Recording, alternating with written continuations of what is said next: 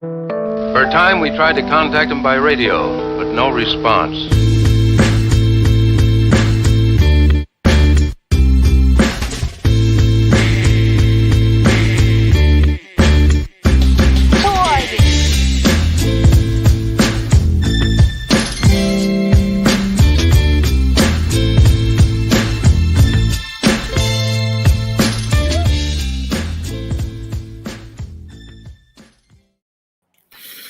Welcome in, everybody, to episode 41 of the Dumb Marks podcast, your favorite Saturday brunch bunch.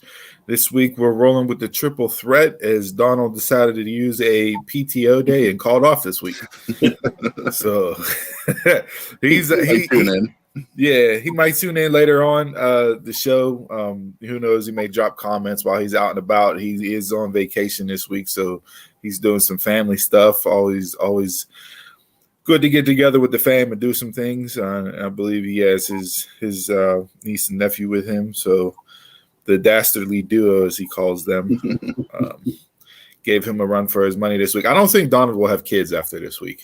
That was like, some people, you watch your nieces or nephews and like you go, okay, that's birth control. That's the reason why I don't have kids. And I think this week kind of cemented that legacy for him. So he might just be Uncle Donald from here on out. How's everybody doing? What's that? Jason, is that the way for you too? Is that birth control for you too when you got your nephew? No, it don't bother me either way. Yeah. I'm used to kids. Yeah. So everybody's week good? Everybody ready to get rocking and rolling? Mm-hmm. Yeah. For the most part. For the most part, nothing exciting happening. The world's opening back up. You mean to tell me you guys weren't out and about, socializing, getting back out there, scheduling dates off Tinder, Bubble, whatever the case may be? So speaking of that. Nice. I am on the apps and I go on there. It seems I don't know if it's just I'm noticing it more now or if it's always been that way and I didn't notice it before, but people post the weirdest shit in their profiles. Like this is supposed to be like, your like quick, maybe like couple seconds, to grab your attention, swipe left or swipe right. Yeah. It's that in school, what do they whatever that attention grabbing first or two sentences of the first paragraph gotta grip your reader. Yeah. And so I've been screenshotting a lot. So today I'm just gonna share one because this is the weirdest one that I've found so far. And I'm not gonna show it because of name and location, all that stuff. I'm just gonna describe it. But this one, there's no descriptions of her at all. Like no sentence to describe her, anything. There's one picture on her profile. It's of a chicken sandwich. Like to eat. Not of her chicken sandwich. Well, what kind of chicken sandwich are you talking about? Popeyes, McDonald's, Burger King? It actually looks kind of homemade. Like, it doesn't look like it's a fast food chicken sandwich. So I know if it was Popeye, you would have had to swipe left on her. But she might be able to cook a little bit. Maybe, but yeah, no description of her at all, just the picture. It's just like that's it. What am I supposed to do? Like, no, nothing else. Nothing else. I'm supposed to pick someone I want to date off of that. Hey, you like chicken sandwiches? Yeah, we'll get into this at a different point in time. Because this is something that I am curious about, and since I'm the only married one that's shackled for life out of the group here on the show, and I've been out of the game for 12 years now, going on. It'll be married for 11 come August. Hey, just word to the wise out there for you guys when you guys are getting married. Try to do it on a year that, like 2010, so that way you can just go along with each year. That'll let you know how many years you've been together. You'll never get that question wrong. You'll always be right. You don't got to do hard math at all. Just look at the year on the calendar, and that's how many years you've been married. So some guys have trouble just remembering the year too. So yeah, but or their age. I couldn't imagine being single, coming off of a pandemic, where, while you were on a pandemic, if you were doing stuff, it was all virtual Zoom dates and everything else. Donald says, I go grocery shopping. I go shopping at a grocery store or a library. Okay. Shopping, that's what we're calling shopping now. Why don't you hit up church? Yeah, church is supposed to be the spot. You got to roll into church there on Sunday mornings, But I couldn't imagine what you guys got to go through now, coming off a pandemic, like how it would just be, I don't know. I couldn't imagine it. Bro, I'm gonna probably be a cat lady without the cat. I'm gonna just be that guy. Just that guy? No, yeah. Yeah. I mean, I've done the online dating stuff for a few years, and it's just awful. Like, that was supposed to be the. It's the same thing over and over again. I have friends that have met people on sites and ended up getting married and that, and like, more power to everybody. And that was the craze way back in the day before you started getting, the Tinders and all that, where it's just not even looking for a possible mate. You're looking for just a pop and go. I'll actually say, I think I've noticed more on Tinder lately that's more relationship, and Bumble has now become more pop and go. Okay. I've met people on MySpace. Yeah, you're aging still yourself, meeting people bro. on MySpace. Yeah, if you still got a Fab Five on MySpace nowadays, like, you're on some a different level of out there. Facebook is all friends. I've met people on MySpace. Well, you got that secret Instagram menu where you just, you're like Deshaun Watson out there. You're ordering stuff. You know what I mean? So, all right, yeah, no, we'll get into that. Maybe we'll do that as an after dark show. We'll do an after dark special where we get into the whole dating nowadays and pitfalls and whatever else that comes along with it. So yeah, we'll cover that on an after dark episode. But all right, intro this week. I know Donald's not here to run through some gaming information, but there were two things that caught my mind that I saw with gaming news. The first thing was Assassin's Creed Valhalla Siege of Paris details got leaked. It looks like it's going to take place in the Kingdom of Francia, which would be France, in the year 885. Don't know how excited you guys are for Assassin's Creed. I enjoyed the Assassin's Creed whenever I played them. I gotta get back into them. I haven't played every Assassin's Creed, but any of the ones that I've played, I've enjoyed. Yeah, I have the whole catalog, and I've played one. Go. I have Valhalla. That's the one I do want to play, though. Yeah. So the last one I played was on PS3. I don't think I've played anything on PS4. Like the first one I did, I played the first one, and when I realized you were training in a dream sequence, I was like, "Fuck this!" And see, I love the first Assassin's Creed. That's one of my favorite games. I spent hours on that game. But yeah, so this information got leaked. According to PlayStation Store, it looks like it'll arrive November 9th, 2021. That's not a definitive date, though. That's just rumored to be a placeholder. E3 starts today. So that'll be good. Okay. Yeah, Donald, you're going to have a nice wrap up for us next weekend. yeah. Xbox is Sunday. Yeah. So speaking of Xbox, the other bit of gaming news that I found out this week, which I am like super interested in to see how this will come about. But Microsoft and Xbox, according to this from GameSpot.com, it says Xbox will be built into TVs. Xbox branded streaming devices announced. So what this article is saying is that Xbox with the Game Pass, the evolution is to work with TV manufacturers on embedding the Xbox experience into internet connected TVs. So basically you won't need a system no more to play Xbox games. All you'll need is a controller. It's interesting. I don't Yeah. trust it. You don't trust it? I've never tried gaming online. I see it, and it's just like it's going to be some cheesy type stuff. Well, the system will be built into the TV, so yeah, it'll be built into the TV just like your your like a Roku player, your Roku player, like Netflix. Like it'll just be on there. It'll be Game Pass, and you can go on and just play the games like you would from Game Pass now on the Xbox system. Mm-hmm. But it's just a way for them to evolve the Game Pass and to lessen the cost for people that can't afford to buy a system.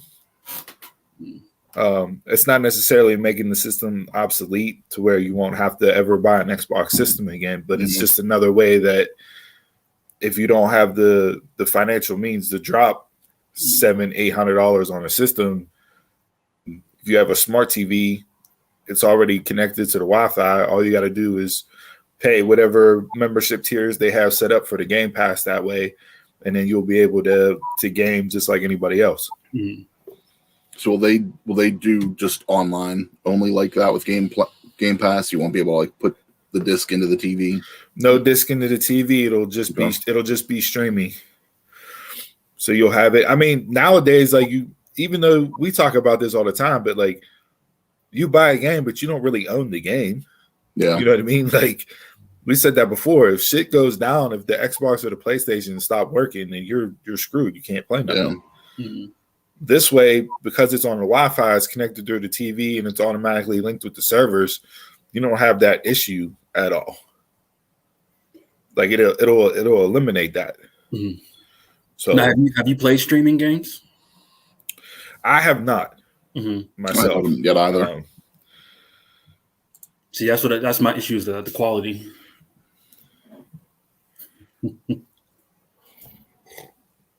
Pretty soon will be the Xboxes. Yeah, so it just says it says in an effort to expand Xbox, Microsoft is working with telecom providers on new purchasing models like Xbox All Access that allows users to get a console with Game Pass for monthly prices instead of paying more. Oh, that was something different. I scrolled down too far. So in this article, what I just read off, the other thing that they're going to be doing is now, like when you go to T-Mobile or whatever and you buy your iPhone, you set it up on monthly payments until it's paid off. Well, they're going to do the same. They're looking to do the same thing with Xbox consoles. I've seen people have already started doing that. Yeah, that's interesting. Yeah. That's a good idea. So I mean, that's two outside of the box ways of getting people to come in and game, whether it's having it embedded into the smart TVs. Mm-hmm. And I don't know how that would work.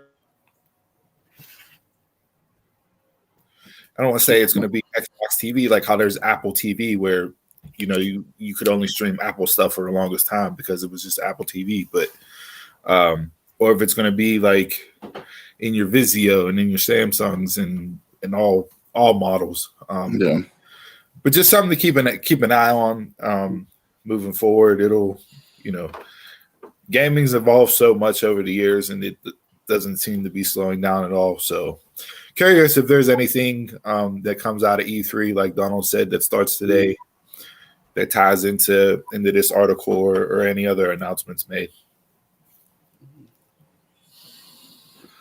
But that's all I have from gaming news. EA had a data breach. I didn't read too much into it, but I seen they got the source code for FIFA.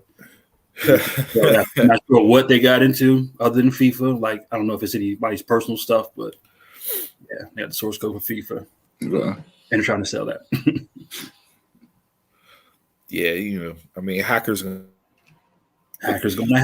Just like players gonna play. Just like players gonna play, hackers gonna hack, right? Like, can't do nothing about it. It is what it is. That's the unfortunate part is as we move our lives more and more on a digital imprint, you're going to be susceptible out there all the time, which is why you should head over to SurfShark and purchase a VPN. Go to our website, click on the link, you get a discount there, and then that way you don't got to worry about getting hacked. Can we get a segue graphic to route across the screen? Save 81%, get a free 30 days. See, there you go. Look, I'm tying it in. I told y'all we're getting professional on this shit, right? Diving in and out. You know what I mean? But that's all I had gaming news wise. TV news wise, I saw that Netflix Masters of the Universe Revelation trailer was dropped. If you guys did not see this, No. for He-Man, it looks phenomenal. And the artwork. So you know how we talked about this with the Turtles last week with Seth Rogen and that, like we talked about them doing the artwork like the old school 80s cartoon. Mm-hmm. Well, this is done in the same artwork as the 80s original He-Man. Mm-hmm. That's good. But it's modernized, so it's super crisp, clean. But the drawing style and all that, the animation is all based off of the original He-Man Masters of the Universe. So the trailer looked dope. I'm gonna watch it. I'm excited for it. That I was, He-Man was one of the things that I was into as a kid. I had the sword and the little chest protector and all that. So and for all those younger kids that are watching the Skeletor memes that you guys seen going around on social media, that's where Skeletor's from. Is from He-Man. So now you can tie into the origins of where the character came from. The only thing I have on TV for this week was Warner Brothers. I was going to say Warner Brothers announced that they're developing a live-action Teen Titans movie. Okay. So all you Teen Titan fans out there, that'll be coming from Warner Brothers, which I thought was decent as well. Jason, you've watched the Titans show, haven't you? Yeah, it's real good. Real good. So. Yeah, but that's all I have from. They probably won't make it as dark as it is on there on HBO. Okay. I guess for movie sake, but it's real good. Kind of tie in with Warner Brothers too. The only thing I had today for TV is Superman Day. I don't know if you knew that, Jason, but yes, it did. Yes, it did. So this week, one of the rumors going around is there's possibly going to be, if you guys remember the TV show Smallville. Warner Brothers is talking about doing a Smallville revival, not a reboot. So they're trying to get the same cast. I'm all for that, but yeah, I'd be surprised if it actually happens because many people in the cast have said that they weren't interested in ever doing anything more with the show. They kind of felt like 10 years was enough, but I didn't watch one episode. Most of them haven't done anything since the show, so it was real good. You need to go back and if you're a Superman fan, it's a really good show. And I heard that the new one was it Lois? Superman and Lois. I heard that's like really good too. I don't like it. I'm not into it at all. See, I'm not a huge Superman guy. Like he wasn't one of my favorites. So like for me, I don't. I don't. Yeah. It's the one thing that I like about the show in a way is that they're not retelling the story over again. They've actually now it's if you would take Smallville, like it's almost like this is picking up a few years down the road in a way because it's more about Superman's kids than it is about really him. I mean, it's about him and Lois, of course, but it's more the story about his kids and. Okay. Yeah, I don't know. I just haven't had that episode yet that's really hooked me into that series. Yeah, I don't have nothing else intro wise. No snacks this week. Nothing else interesting happened. TV first. Yeah, good. Sister Act 3 is in reboot, or not in reboot, but they're coming on Disney. So Whoopi's going to reprise Dolores Van Courtier. Don't need it. Don't want it. Really? No. I mean, I'm going to be all for it because I'll watch it, but no. I'm skeptical, just like anything that gets rebooted this late after the original. I love the first one. First one was great. The second one, it was like, okay, it's a sequel. Like they did it because of how popular the first one was. Yeah. I do not need a third one this many years later. Hey, Chris, it was not me and you together, but we seen the play, right? Yeah. Okay, yeah. Even the play was good. Yeah, the play. I'm not like I said. I'm not whatever. The play was. I love the first one. Like that was a retelling more than anything. Anytime the first one's on, I'll stop and watch it. Mm-hmm. You know what I mean? Like I did. I love that movie, but I don't need a third one this many years later. It's not something that I'm going to be like, oh, look at they're remaking Sister Act, or they're coming out with a third Sister Act. Like, nah, I'm cool. I'll pass. But I've heard like different things about it too, and I don't know if they've announced like what the plot is, Jason. But a few times Whoopi said that she'll be in it, but it's going to focus on somebody else. Okay. So I'm not sure like where they're at now with the story, but. Well, we'll see. I mean, they got Lauryn Hill to show up on time for a concert in that movie, so jabs. Throw them out there. Jason, you got anything else? Not for TV. For snacks, I got two things. This week was the premiere of Loki, and Loki and Lucky Charms teamed up for Loki Charms. Yeah, I saw that. $8 per box, only 3,500 being made. You can go to mischievouslydelicious.com to buy. I don't know if they sold out or not yet, but they're apparently launched on Wednesday. And then here's a brand we don't talk about that often, Faygo Pop. They came out with a new flavor this week called Faygo Firework. It's going to be red, white, and blue, and flavored like the old red, white, and blue bomb pop. Faygo is the Grey Goose of generic pop.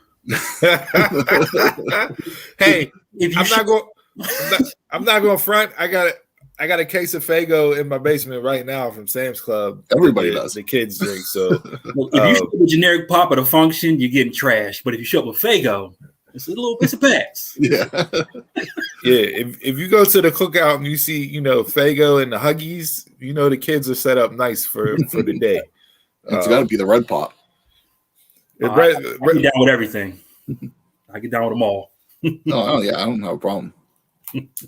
I like Faygo. That surprised me whenever I saw a new flavor from them come out. It was like I just thought they had like everything on auto manufacture. See if we can find out my beer run. Nice. That's everything I had for the intro. I found the Fruity Pebble ice cream. Okay. It was in the Walmart section of we don't carry this shit no more. I'm covered in frozen ice. So I've had the Lucky Charms and I've had the Cinnamon Toast Crunch. Mm-hmm. And out of those two, the Cinnamon Toast Crunch was better than the Lucky Charms. I had to put the spoon down on this one because these are good.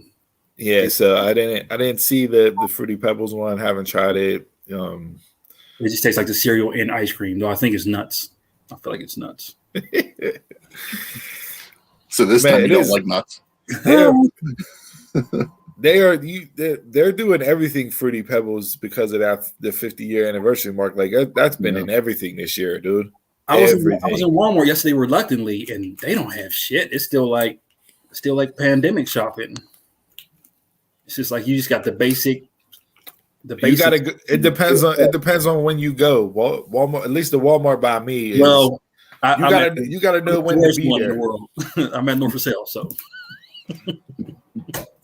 Yeah, no, my Walmart. If it's depending on the day, if it's between this hour and this hour, it's going to be empty regardless. So don't even bother going. Save yourself the headache. You gotta know the schedule when to go and when everything's restocked and all that. So I was looking for the Wendy's Pringles, couldn't find those. I haven't seen those yet. Yeah, no, I was batting. Have either of you tried the Red Hot Goldfish? Yes.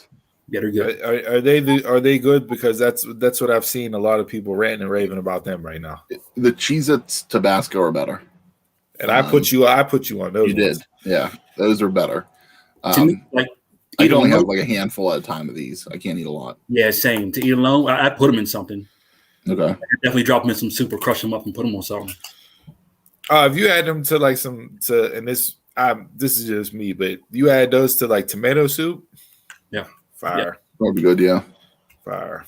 Because like everybody always talks about the flaming hot Cheetos, like how they like crush them up and put them on different stuff, and not it's like I guess like that this could be something similar with that, but yeah. For a snack, if I want like a little bit of spice, I'm gonna stick with the Cheez-Its. Mm-hmm.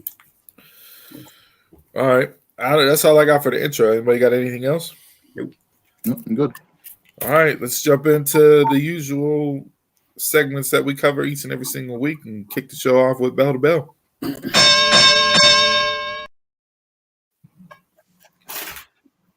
All right, Bell to Bell this week. Let's run through some topics here.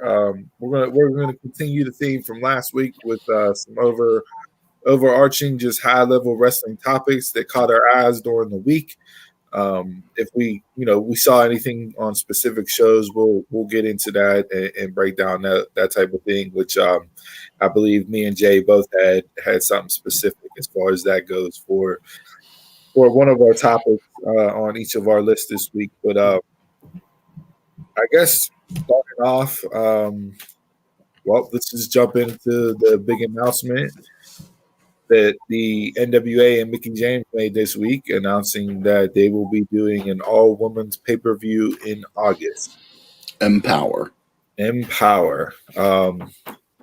This was announced prior to Triple H's press conference, media conference calls, because it is a takeover week, and he had some interesting things to bring up and say. One of the things that he said was that, according to media calls, was equality is equality. Equality is not, I want my own show. Equality is not, we have to have our own program. If I was making an all men's program and I didn't want women on it, it would be criticized. Let's just take that statement there for what it is first off. I kind of wish I could go back and look up his comments whenever the WWE Evolution pay-per-view happened and see what the comments were that they made for that one, building it up. Because I'm sure it was, this is all about equality and they need their own program, and that was from doing it. Shout out to WrestleInc.com. That was tweeted out by them. So give credit where credit is due. But yeah, what initial thoughts on just reading that statement or listening to that statement, hearing that statement? Does that come off as sour grapes, or is he right in any justification with what was said there? I think it was good. He's right in his own promotion. He's not. I don't think he should be speaking for other promotions, because the women in WWE are like heavily pushed and used. Some would argue not as much as they should be, but that's a different topic. Every promotion has done something with women now, for the most part. I think right now AEW might be the only one that hasn't yet. But like Impact's had multiple, all women's events. He's done something. To your point, Chris, and we both talked about this and saw this. So Shimmer, female promotion, Shimmer Wrestling tweeted out, it's silly to see wrestling folks somewhat arguing with one another about which promotion did what first for women's wrestling. Torberg's LPWA did the all first women's pay-per-view back in 1992. That doesn't take away from what WWE later did with Evolution, what Impact did with its one-night only pay-per-views focusing on the knockouts, what indies like us have done on a smaller IPPV level, what the NWA is going to do later this year, or what promotions in Japan have done for decades. All that matters is that women's wrestling is flourishing right now compared to 15 years ago, and it's a result of the entire industry working hard to make the necessary changes to make it all happen. I thought that was really well said by Shimmer. Took the high road there. No need to take shots, or poke out their chest and say we've done this, that, and the other. And I think she's going to run it, and I think she's going to try to do a great job with it. Just depends on the talent that they can bring in for it. How well it's executed. And right now, I kind of put down some of the names that NWA has. We'll start with Mickie, then we'll go to the new champ Camille, Serena Deeb, Thunder Rosa, Melina, Lady Frost, Taryn Terrell, Kylie Ray, and Velvet Sky. Those are all names that are currently working in NWA. Yeah, but I don't think Velvet can get back in the ring anymore. Yeah, I wasn't sure what her status was. She's as far as I know, she's done from in-ring work. So okay, she still does the announcing like she does. It's fine to be just a part of it, but yeah, if you get that starting list. Yeah, if you get her and Veda Scott commentating this pay-per-view, you know what I mean? Have like an all-women's booth. Hell, maybe even bring in Renee. You know, but the timing of it probably doesn't work given where she's at with her pregnancy. But you know, you have an all-women's booth there. Add something different. I saw Medusa on Twitter tweet back at Mickey and say, "Don't make me come out of retirement for this." Well, and I mean, we saw, you know, Ring of Honor with they're doing their stuff for their women's division now, and they're going to have their all women's tournament in that. It's just, this is where like WWE, you know, he also went on to say in one of these calls that I wish I would have saved it. Let me see if I have it. Give me one sec.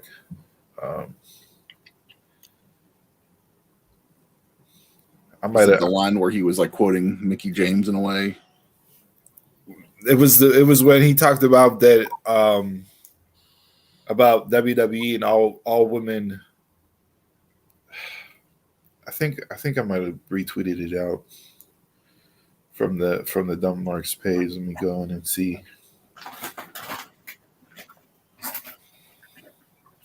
I mean, especially there's talent out there that isn't signed anywhere yet. Mhm. I mean, you have Billy Kay and Peyton Royce. I don't know I'm sure by that point their contract they'll be able to work.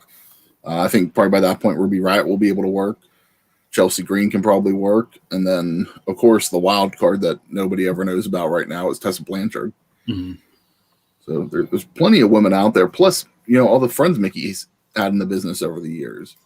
You know, I don't know if she could get a Trish or she could get Victoria or anybody that she worked with in that time, but those are legacy WWE girls. Like, are they even allowed to do anything else? Yeah, it depends on what they're signed with. Like, I don't know if Victoria is necessarily signed on with anything, but Trish might still be. She might be ambassador for the company.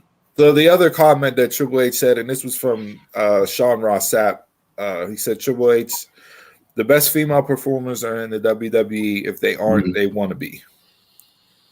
Britt was one of the first ones that I saw that. And Britt immediately to that tweet from Sean Ross Sapp tweeted picture of her and Thunder Rosa face off before their lights out unsanctioned match. So yeah, it's just. But like kind of what Jason said too. I mean, he's promoting his company there. Like, he's supposed to sit there and say, "Oh yeah, women would be great to go to NWA." He's not going to put over the NWA. No, but Vince does the same thing too. And who's trained Triple H to be an executive in the company?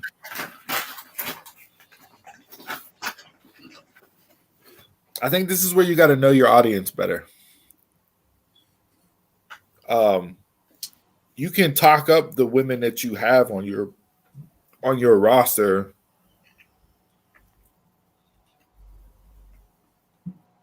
performers, especially whenever you're bringing. If you look from an NXT standpoint, from his own promotion, you know, arguably two of the greatest NXT Women's Champions were brought in from promotions in Japan. Mm-hmm. Mm-hmm. They weren't homegrown WWE talents. So like, how much they really like? Whenever AJ came in, they talked about like New Japan. Whenever Shinsuke came in, they talked about New Japan. But they don't really talk about that with the women. No, they but talk I mean, about their previous stuff. Even look with this week with NXT UK. What's her name? I can't. Yeah, I can't think of her name offhand. I don't know why I'm blanking on it. But she just dethroned, you know, the longest reigning NXT UK Women's Champion. Where's she from? Japan. I know. I think I saw too. She's like 41, so it's not like she's a young up and comer. Just new to NXT. Now, I mean, does that tie into the fact that he, you know, in that comment where he said they all want to be in WWE? I mean, yeah, but there's a way that you can, and if they're supposedly on this path of now wanting to work with other promotions. Like we see AEW working with Impact and New Japan and all that. The lay of the land, like there's a way that you can tout your roster and your women without shitting on everybody else. Mm. And taking the big name stars that are outside of WWE and kind of saying, well, you're a nobody because you're not in WWE. When we know that's not true. I agree. But in a way too, I'll do a counterpoint where I think he is right in a certain aspect of it, because you figure most talent today. He's right on which comment on the best women are in WWE, and if they're not, they all want to be, or he's right in the if I put on an all men show and didn't have any women, I would get criticized. We'll take the topic of the best talent would want to be in WWE. I'm not saying they want to be there right now, but most talent that's in the business right now grew up on WWE. So of course, at some point, I think most of them do want to be there at some point. I'll play devil's advocate to that point in saying that what WWE has done to talent over the last year and a half has put a lot of sour grapes in people's mouths, and they don't look at WWE as the end all be all anymore. Mm-hmm. To get treated the way that talent has gotten treated there. And I think a lot of it too is it depends on where they're at in their career sometimes too as well. Like if you in AEW and getting a decent payday, you're getting time, I could see maybe not wanting to come in. Mm-hmm. But if you're a talent somewhere else, maybe that isn't, like maybe in an Impact that isn't getting the time of day and maybe not getting the best pay, if you have a chance to go to WWE, I'm sure they're going to take it. Mm-hmm. Like an LA Knight probably did. I just don't.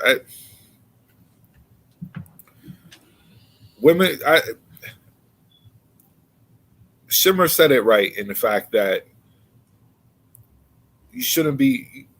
fans shouldn't be arguing over what promotion did what and who did the most for women's wrestling.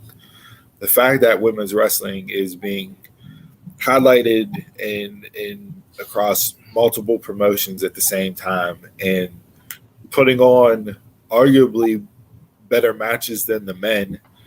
And if you were to rank so far halfway through the year, if you were to rank, best matches of the year, there's a couple of women's matches that are arguably in that top 10, top 5 list for best match of the year, which you wouldn't say was the case, 15, 20 years ago. 5 years or 10. Yeah, I mean, I think in a way Triple H may be a little butthurt over the situation, because for a company that claims that they listen to the fans have been saying we want another evolution since the first one, and they just won't give it. Here, Mickey was apparently a big person behind the scenes trying to push for another evolution, gets released, decides to have her own, and now they're on the defense of it. Yeah, but she talked about that where one of the writer, whatever people, came up to her after a pitch meeting and said, listen, just stop pitching it. They're never going to do it. Yeah. It doesn't draw money. I think it's just a little bit of them, they told her no and she's still going to do them. I think they're just on the defense more. It caught a lot of the talk, and it just ties into a lot of things that we'll cover in sports that I saw this week, as far as, the whole equality and coverage of women's sports and athletics, whether it's professional wrestling, whether it's women's soccer, Olympic trials, whatever the case may be, they don't get the same coverage and opportunities that are given to the men's sports. And, if you want to hear a really good conversation on that aspect of it, go over to the I Am Athlete YouTube page with Brandon Marshall and those guys. They have a really good episode on that talks about it. And I forget the two ladies' names, female soccer players from the women's soccer team down there in Orlando. But they deep dive into it and talk about it and try to figure out what's the best way to getting things on a more even level playing field. And one of the big takeaways that I got was the simple fact of coverage, promotion, endorsement deals. Here's something interesting because I think coverage is a key thing. So the Wrestling Observer newsletter reported this week that NWA held their pay-per-view last week, When Our Shadows Fall. They said with that the pay-per-view did less than 500 buys. How is that? What's your guys' thoughts on that, building into the first women's pay-per-view NWA is going to produce and their 73rd anniversary show that weekend? So it's not a lot of buys. No, but that's also a lot of people not knowing that NWA is just strictly available on Fight. So, like, if you're not a hardcore wrestling fan and you followed NWA Power on YouTube because it caught your eye and it was like, harken back to that old TV wrestling, Saturday 605 studio wrestling. Once the pandemic hit and it went away and the NWA was kind of out of sight, out of mind, like a lot of the smaller promotions were, you wouldn't know that they signed a deal with Fight and they're strictly available on Fight because that was never promoted out there. I only heard that news because I listened to Busted Open and heard Nick Aldis and them talking about it whenever the deal happened, whenever they were getting ready to relaunch and come back on. So if you're not a hardcore fan, then you're not going to know that information. So you're not even going to know that it's out there for purchase. Yeah, that was one of the negatives that I saw whenever with them getting rid of YouTube. That's one of the reasons why I like MLW still putting their stuff on YouTube. They're on Vice doing other stuff, but it's just another avenue to have. They throw clips up in that, but I mean, so I don't know what their pay-per-view buys were before the pandemic to compare numbers wise. And I want to say take that number with a grain of salt because of NWA being the type of wrestling program that they are. And that's not going to be everybody's cup of tea. It's studio wrestling, it's interviews, there's not vignettes, backstage segments, like it's in-ring action and it's talking at the desk, and that's what the show is. No, I do think they're going to promote the hell out of Empower more than what they would have done for When Our Shadows Fall. Oh, absolutely. But to me, this is out there. So now it's already got traction. Because I can't tell you how many I rarely see NWA come across my timeline at all. And it's been out there a lot this week. Yeah. So I've seen more of that NWA than I see anything NWA. Yeah, I don't know. I mean, maybe I think When Our Shadows Fall, that was like a $20 pay-per-view too.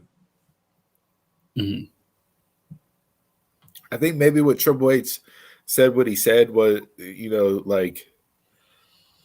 it's just me being, putting spin on it.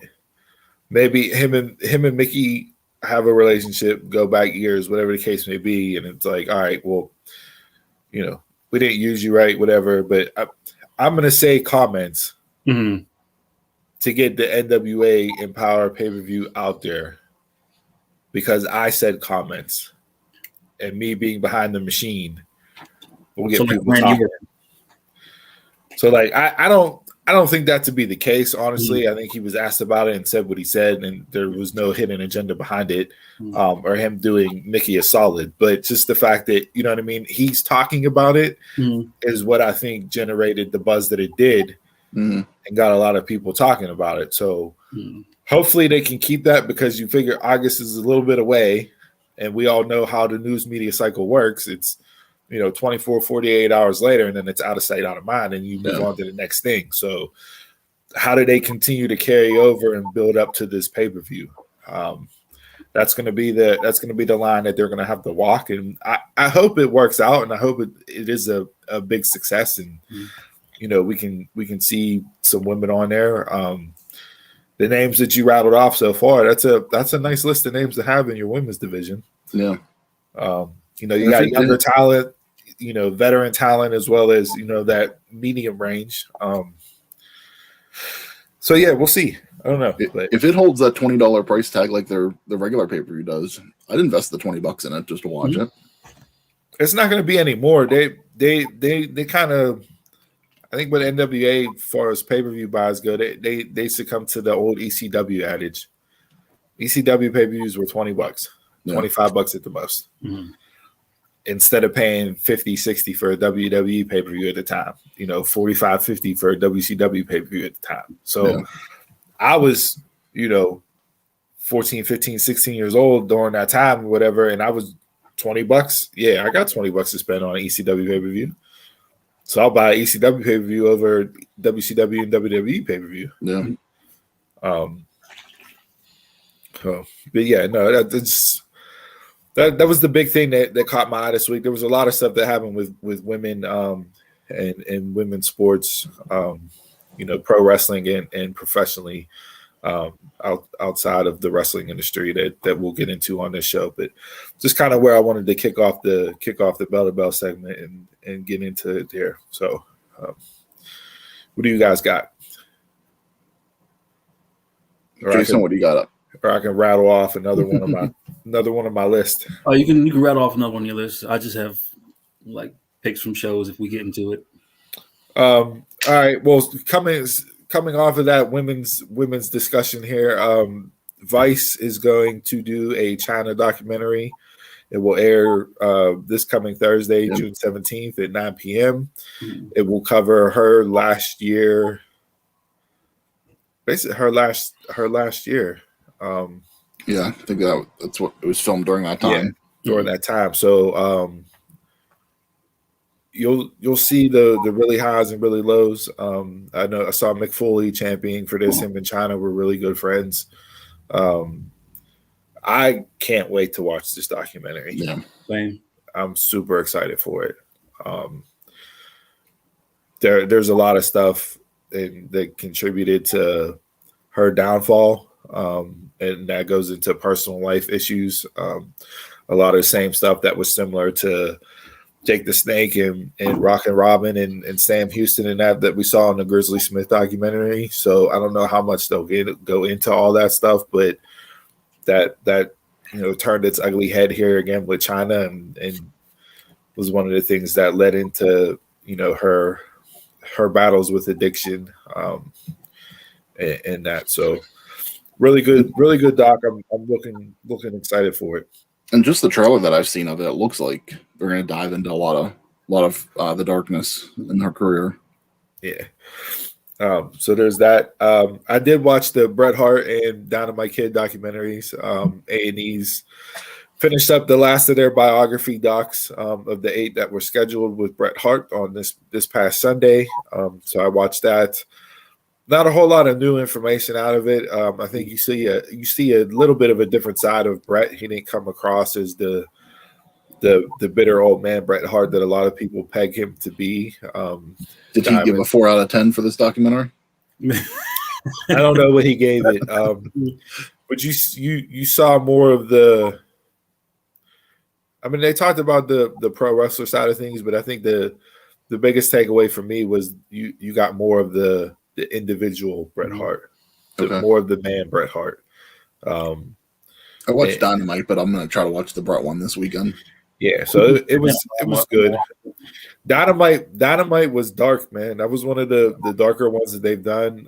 No pun intended there with it being dark side of the ring, but I was unaware of how bad it was. And I knew he had issues and health reasons and basically destroyed his body because that's the way he felt he had to get over given his size and stature. But the crazy stuff that happened outside of the ring with abuse and guns and just craziness. All the wrestling related stuff. Yeah, I remember hearing that over time. And even iSpots did a documentary on him, I want to say about 10 years ago. And that was a really good documentary. So there was some of that, but I don't remember them covering anything of his personal life like that. So that was all new to me too. I think there's a lot of similarities between him and Chris Benoit. Absolutely. And there always were those mirror things that people talked about even before. Yeah, this is added on, outside of the ring stuff. That tied in not positive things that you want to have mirrored and tailored after. Thankfully that Dynamite situation didn't end up like Benoit's did. From that standpoint. But yeah, just a lot of stuff. So me personally, I still think the Grizzly Smith, Jake Roberts, Rockin' Robin documentary is the most dark one that I've watched to date, because I did not know any of that going on, and I knew that was awkward. I knew of that before going into it, which is why I was so excited for it. Okay. And excited is not be the best word given the subject content covered in that doc, but as far as like how they were going to present it and put it out there, that's one that I was looking forward to the most. So yeah. Do you think these hurt or help wrestling? The dark side of the rings? Because I see a lot of people that don't watch wrestling watch these documentaries. Right. And they talk about that. I know Dark Side, the producers, Evan Husney and them, they've tweeted stuff out, and they've shared messages from people that they've gotten that coming off the heels of the Jake episode, the Grizzly Smith episode, where I've never watched pro wrestling a day in my life, but I've watched every single one of these documentaries since season 1, and the things that it has helped shed light to and help people talk about and get help for and say everything else. Like, for as negative as the content is, looking at the world of pro wrestling, it's having a positive impact outside for people that didn't feel like they could get help or were in situations that they didn't think they could get out of. And to me, that's the best compliment you can get from a storyteller's perspective, is that you've done something that is highlighted and negative, but you've presented it in a way to people outside of that world that look at it and go, okay, I now have the courage to go get help, or I know where I can go to get out of these types of situations. No. So I haven't really blowback industry wise though. Like I don't see anybody coming out and bashing them for running the industry into the ground and only shedding a negative light on it. Yeah, no, I don't think it necessarily hurts it. I don't know if it helps it in any way either, but I don't think it hurts it. Yeah, I mean, like, and normally the people that would be bashing stuff, you have like Cornette, but he's involved in all these. Yeah. So like, would he be the one saying, "No, they're destroying the business because they're only showing wrestlers in a negative light"? If he wasn't involved in any of them, I don't. When they come from the show, he will.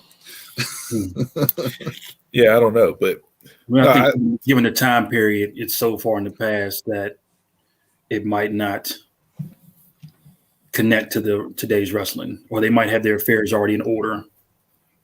There's nothing I can look on and say, "Hey." Look at like the Benoit and Owen Hart one. Like they did so much research on that, where it was more of a documentary than it was, focusing on the negative. And I think that also goes into what Evan and them do there with Dark Side. They put in the time, man. Like these are not rush projects. These are not, they do their research. They interview people. That's why like the Dark Side of the Ring Confidentials were such a big hit leading up to the season 3 debut, because they showed the behind the scenes stuff. They talked about who they interviewed, what they had to do. I mean, like with the Montreal Screwjob and that, they talked about Earl Hebner thinking that them two were assassins coming to kill him all these years later for the Montreal Screwjob. Like, how crazy is that? That, you know what I mean? Like, but it just, I kind of like the tie-in on this one with the Dynamite Kid, where they were talking about a little bit about Dino Bravo. So you kind of got the tie-in between this story and that previous episode they did on Dino Bravo too at the same time. Yeah. Yeah, it's just I enjoy them. I love them. That was the mid-season finale one was Thursday night. They'll be back in September with the second part of season 3. And I have not seen that list of lineups yet for what they'll be covering in those docs when they come back in September. But looking forward to it. All right, let's jump into some wrestling stuff here. Raw main event.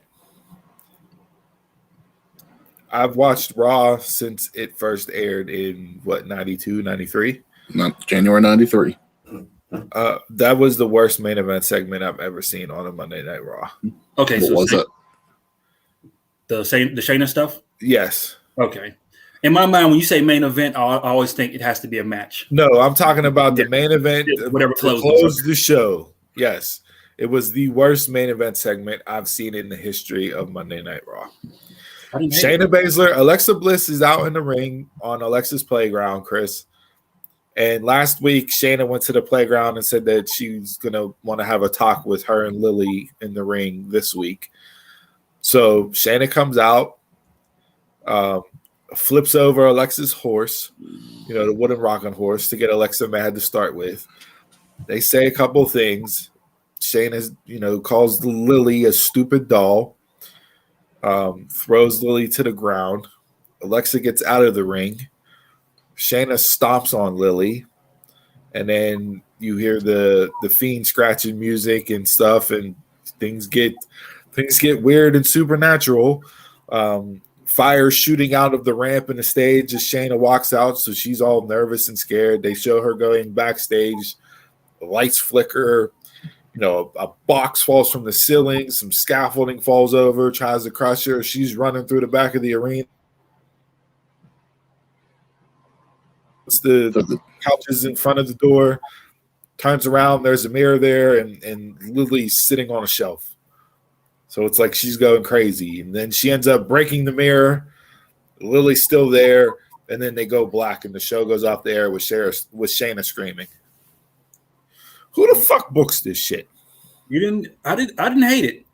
Is Shayna the right person? No, but I didn't hate it. I mean, see, what was your criticism back at last year's draft whenever they put Bray and Alexa on Raw? That the writers on Raw wouldn't know what to do, and they would just turn their both gimmicks into shit. Did that happen? Absolutely. Yeah. I'm over it. I don't want to see it. I don't want to see it anymore. I don't. I can care less. I want to see what it turns to. No, absolutely not. You cannot. I can't believe that you said you didn't mind it. What about that? What about that segment was good? Who did it help? I just like the production of it. Production of it wasn't even that good. Come on now. If it was AEW, you seen somebody in the mirror moving the doll. No, the way the lights were flickering, and then like that the fake cardboard box fell, and and then she walked past the scaffolding piece, and as she walked past it, then all of a sudden it got tipped over like somebody was pushing it. Like I enjoyed all of that. Shayna doesn't do it for me as a performer. If you only turned on Raw and caught the main event, say you were out doing stuff, whatever the case may be, or you got home late from work, and you just tune on Raw, is that going to make you want to tune back in next week to watch the show? Well, I'm invested in this Alexa angle. You got to give me. I got to see the payoff. I'm invested in it. I have no investment in this. I don't want to see anything to come about it. I can care less, and they've ruined it completely, and they've made me not want to watch not want to watch the show more than what I already didn't want to watch the show. Well, when they opened, that was what they had AJ on the mic, and I was ready to turn it off right there. I can't stand AJ on the mic. And then you have a tag match where two of the competitors didn't have their tag team partner in the Battle Royal. I enjoyed my WWE break. Watching for a few weeks. Great. we talked about last week in this segment. We talked about last week on what would you do to fix Raw? Nothing they did on Monday night went anywhere as far as fixing Raw. So here's something that I saw on Twitter. This is something that I saw someone ask, and I'll ask you guys now. I don't see this happening. I'll start with that. But do you think, with how bad things have been, especially on Raw lately, do you think it's time to end the brand split? It's been 5 years now. No. No, unless they release talent down to the point where you only have enough talent to work both shows. To me, I don't want to have to watch a show where I got to watch another show to catch a storyline. Mm-hmm. That's the main thing. At first, I hated the brand split because I want to see everybody on everything. Yeah. But once you get in storylines, it's like, yeah, I don't want to have to. Because I just keep thinking to keep a storyline going into another one. One of the reasons why I brought it up too is because I kept thinking like how often we talk on here about the same matches every week, how there's no contenders for titles. It's like if you would eliminate like the duplicate title, and there's only one set of champions for the company, that would give a little bit more depth in the division. Not great depth, but a little bit more. Tag shouldn't be split for me. They'll still botch that because they'll have to write 5 hours worth of TV, and they're not going to be able to write 5 hours worth of TV. I mean, they write 5 hours TV now, and they can't write 5 hours. No, but like if you're condensing it all down to one across two shows, and you have one roster, like they won't be able to do it. They won't be able to book it. It'll look like a brand split show if they do that. Yeah, probably. So it was just so between that and then you have Drew McIntyre cutting a desk with a sword during a contract signing.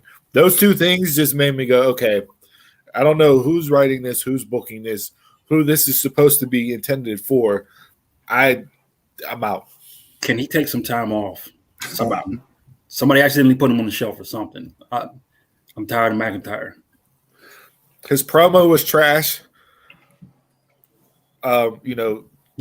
Story time about Scottish ancestors was trash. Cutting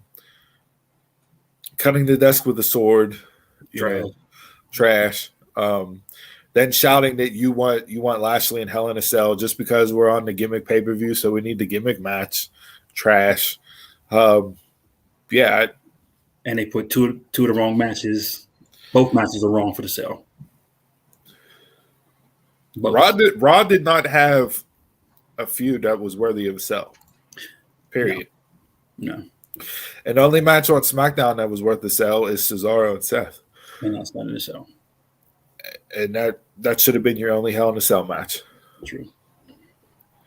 I will say my highlight from Raw is for 3 weeks, Lashley's entourage that's giving me new ladies to follow every week. Thank you. What's he doing? Is he bringing out like the Lashley train every week, or the Lashley train? There's like 3 steady ones, and then they'll rotate other ones in there. Okay. Yeah. The Lashley train. If you see some double taps come across the screen from my account, sorry guys. So yeah, those were the topics that I had from Raw.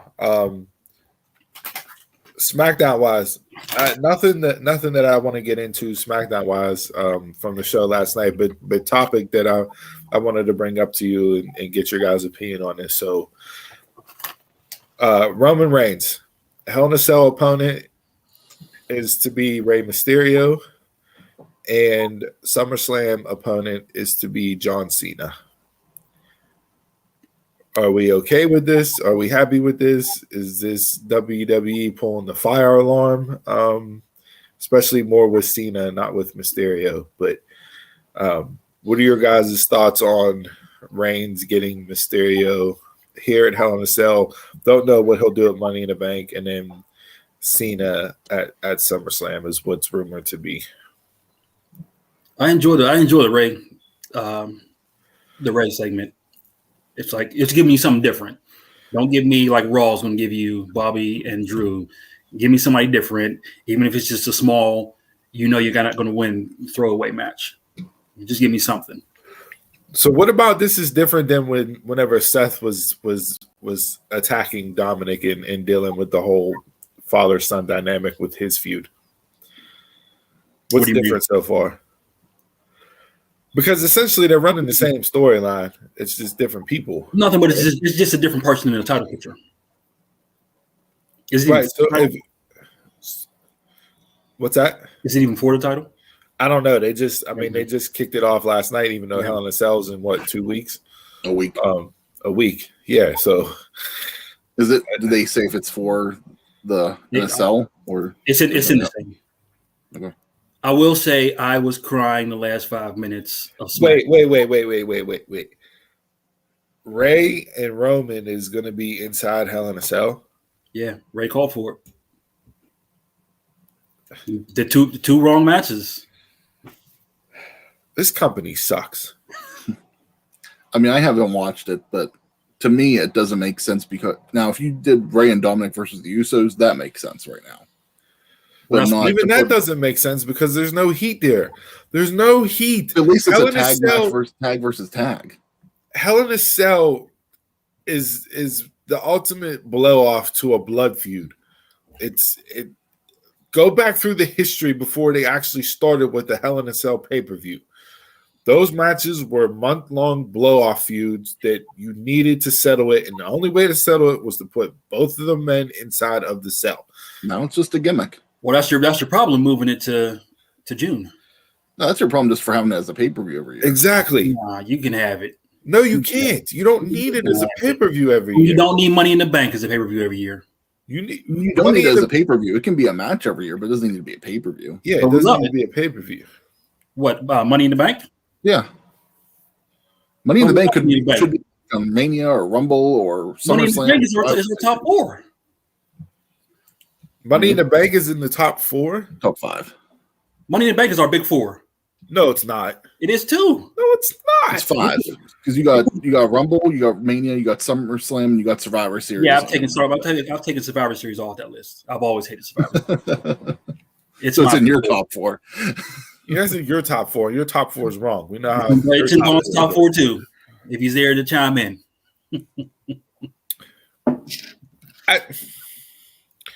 Rumble's a gimmick match. Rumble's the Let's make excuses for it now.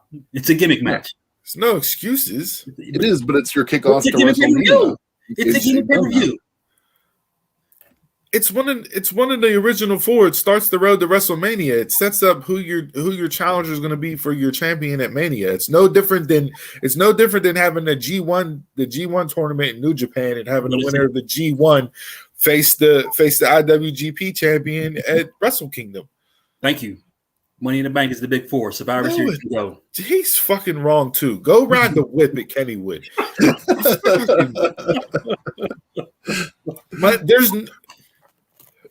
Put this on a poll. We're going to tweet this out. There's no Money in the Bank a big 4 pay-per-view. What makes Money in the Bank a big 4 pay-per-view? This is going to be my one got to go.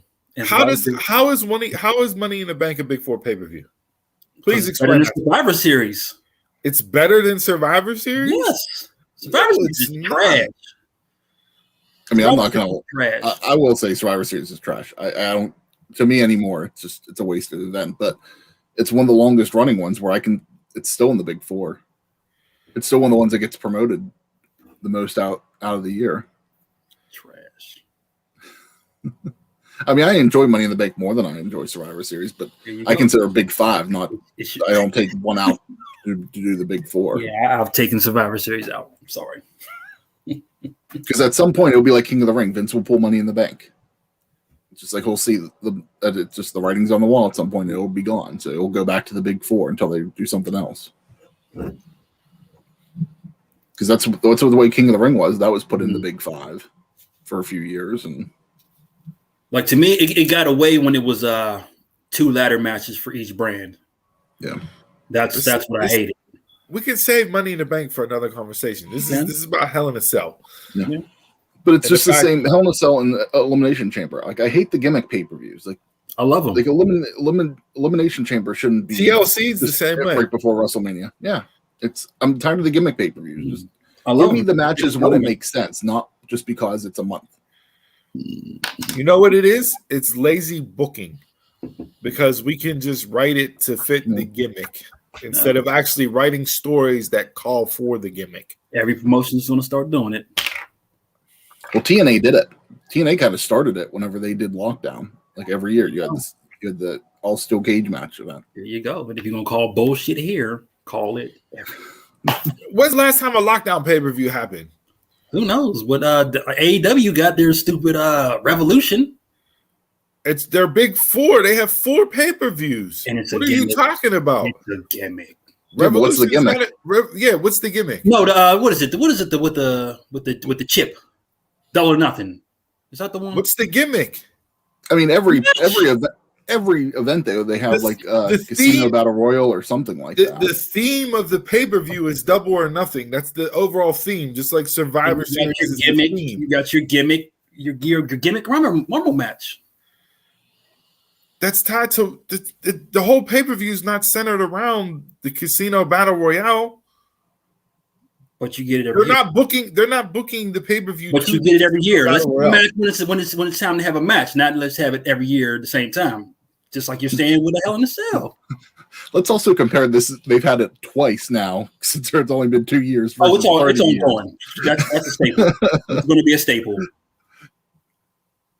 If it's a staple of that pay-per-view, fine, but they're not booking the show around that match. You're specifically booking to put 2 people inside Hell in a Cell because it's a Hell in a Cell pay-per-view. You're not going to call it Hell in a Cell and not have a Hell in a Cell match. Jason, I think your argument would hold better if you would say, like, they've done at Double or Nothing, they've done 2 Stadium Stampede matches now. If they titled that pay-per-view Stadium Stampede, I think that would be better. Yeah, if that's Stadium Stampede and every single year you're getting a Stadium Stampede match, so you're going to have 5 versus 5 in a Stadium Stampede match. But let me see. You just don't want to name the same thing. You just don't want to name Hell in a Cell. No, I don't like. I don't like the fact that you took a match concept, you turned it into a yearly pay-per-view. And because you took a match concept into a yearly pay-per-view that every single year you're pushing because the pay-per-view is named Hell in a Cell.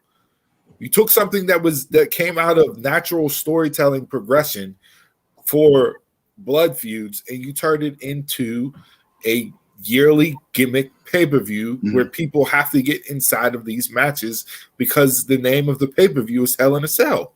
And they're enjoyable. You're missing the point. Not all of them have been enjoyable. To me, they have. To me, a Hell in a Cell match is no different than somebody doing a tope suicida outside the ring. I love all the gimmick matches. Hell in a Cell, Elimination Chamber. I love them all. Sorry. I like the matches, but I like when they're natural. Whenever the story results in it, not just for the month. It don't have to be natural. Every February, throw somebody in the chamber. I want to see it. And that's the dumbest spot for that stupid pay-per-view because it just disrupts the road to WrestleMania because you either have to defend your Royal Rumble win in the chamber or whoever didn't win from whatever brand, then they have a chamber match to name the number 1 contender. It's just terrible spot, but it's lazy. I still love it. Lazy booking. It's lazy booking. Moving on. Back to the original question. Since we got like Eric Bischoff and 20 minutes later going through the weeds. Yes, the original question. Are you okay with Cena Reigns at SummerSlam? And does it scream that WWE knows they're in trouble, so they're breaking the fire alarm and pulling it because they need Cena to come back into the fold? To me, Cena wasn't done. He'd have been back in there somewhere. Yeah, I always expected Cena to come back. And honestly, it's a match I want to see if you say it. I don't know if I necessarily see it as the fire alarm being pulled. I think it more of, hey, this is them trying to kick off the return back to fans, and they want to give them something. And Cena hasn't been on in That was my 2 years, really. So, I mean, I know most fans don't like him. With Cena not being on, I actually appreciate him a little bit more when he comes back. So, and I don't expect him to stick around long term with this. It's probably where's Donald at whenever I need to say you don't need to continuously bring legends back? Where's he at now? I mean, do you consider Cena a legend at this point? Cena's not a legend? He's a 16-time world champion. Yeah, but I mean, I still consider Cena part of the roster. He's a legend. He's not active. He's still active. No, he's not. He's still. He just came when he here like before. If it wasn't for the pandemic, he'd still be here, giving you some 5-minute with Doom every. No, I don't know about that. Just with him doing movies and stuff, I don't know if he'd necessarily be. He'll be like maybe once or twice a year. He give you the Undertaker appearance. My point is that you're bringing Cena back to put him in a championship title match, just like you brought Goldberg back to put him in a championship title match, just like you brought The Rock, just like you brought The Rock back to put him in a championship title match. You want to see The Rock? You're missing my point. And this goes back to what the wrestlers in WWE have complained about. You continue to bring these people back, so you don't let nobody develop into a star that can be on their level. But right now, I also don't see anybody that don't just on everything. We'll get into that. Thank you. I don't know if I necessarily see anybody for Cena or not Cena for Roman to wrestle at SummerSlam. That would be the big match as Cena would be. Seth. Roman and Seth. Why do you need Cena? But Seth I don't need Cena. I'll say that. I don't need him. Seth is already established. You were just saying you want somebody up and coming. Seth is already established. But I'm answering to Chris's question. Oh. Mm-hmm. Yeah. Not necessarily that's who I want to see. I'm just saying, to his question. I don't know if I need to see it, but it would probably be the only other logical choice to make. I've seen it already. I don't need to see it again, but why couldn't it's at least a little different with two different characters now. Why couldn't you have spent this time building up Big E and have Big E ready for Survivor Series? Should have been building him up. There's no reason that he hasn't been built up. Okay, that's my point. They don't do that with anybody, so you continuously run into this issue where you're bringing Goldberg back, or you're bringing Seth back, or I'm sorry, Cena back, or The Rock's rumored to be for Roman in that next year's WrestleMania. Like, are they ever going to get a point where, like, at some point you're not going to be able to bring none of these guys back?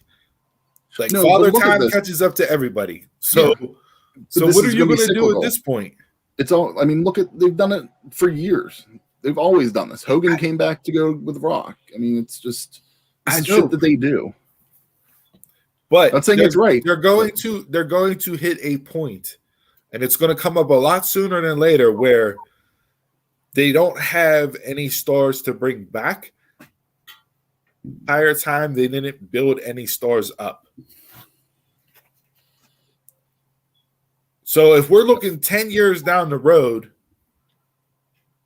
who's going to be the star to come back in the Cena position or the Rock position or the Goldberg position? One.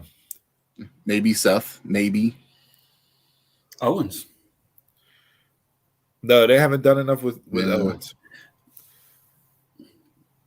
I still think he's somebody you bring back, even though they ruined everyone wanting me to see him and Roman again. Because and right now Triple H is kind of the Undertaker. They break glass whenever they need him. Mm-hmm.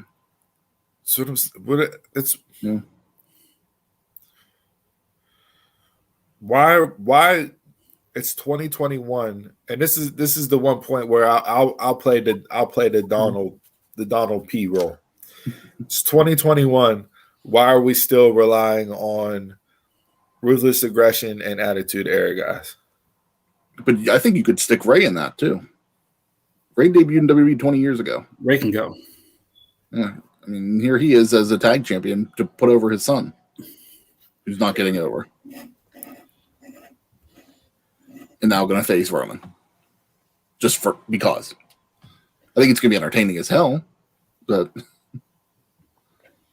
I don't know. Like, are you happy? Are you happy with the fact that Cena's going to get Reigns, and we'll just fantasy book this? Cena Reigns at SummerSlam, Reigns and Rock at next year's WrestleMania. I've also heard there's possibly a rumor of it being bumped up to Survivor Series too.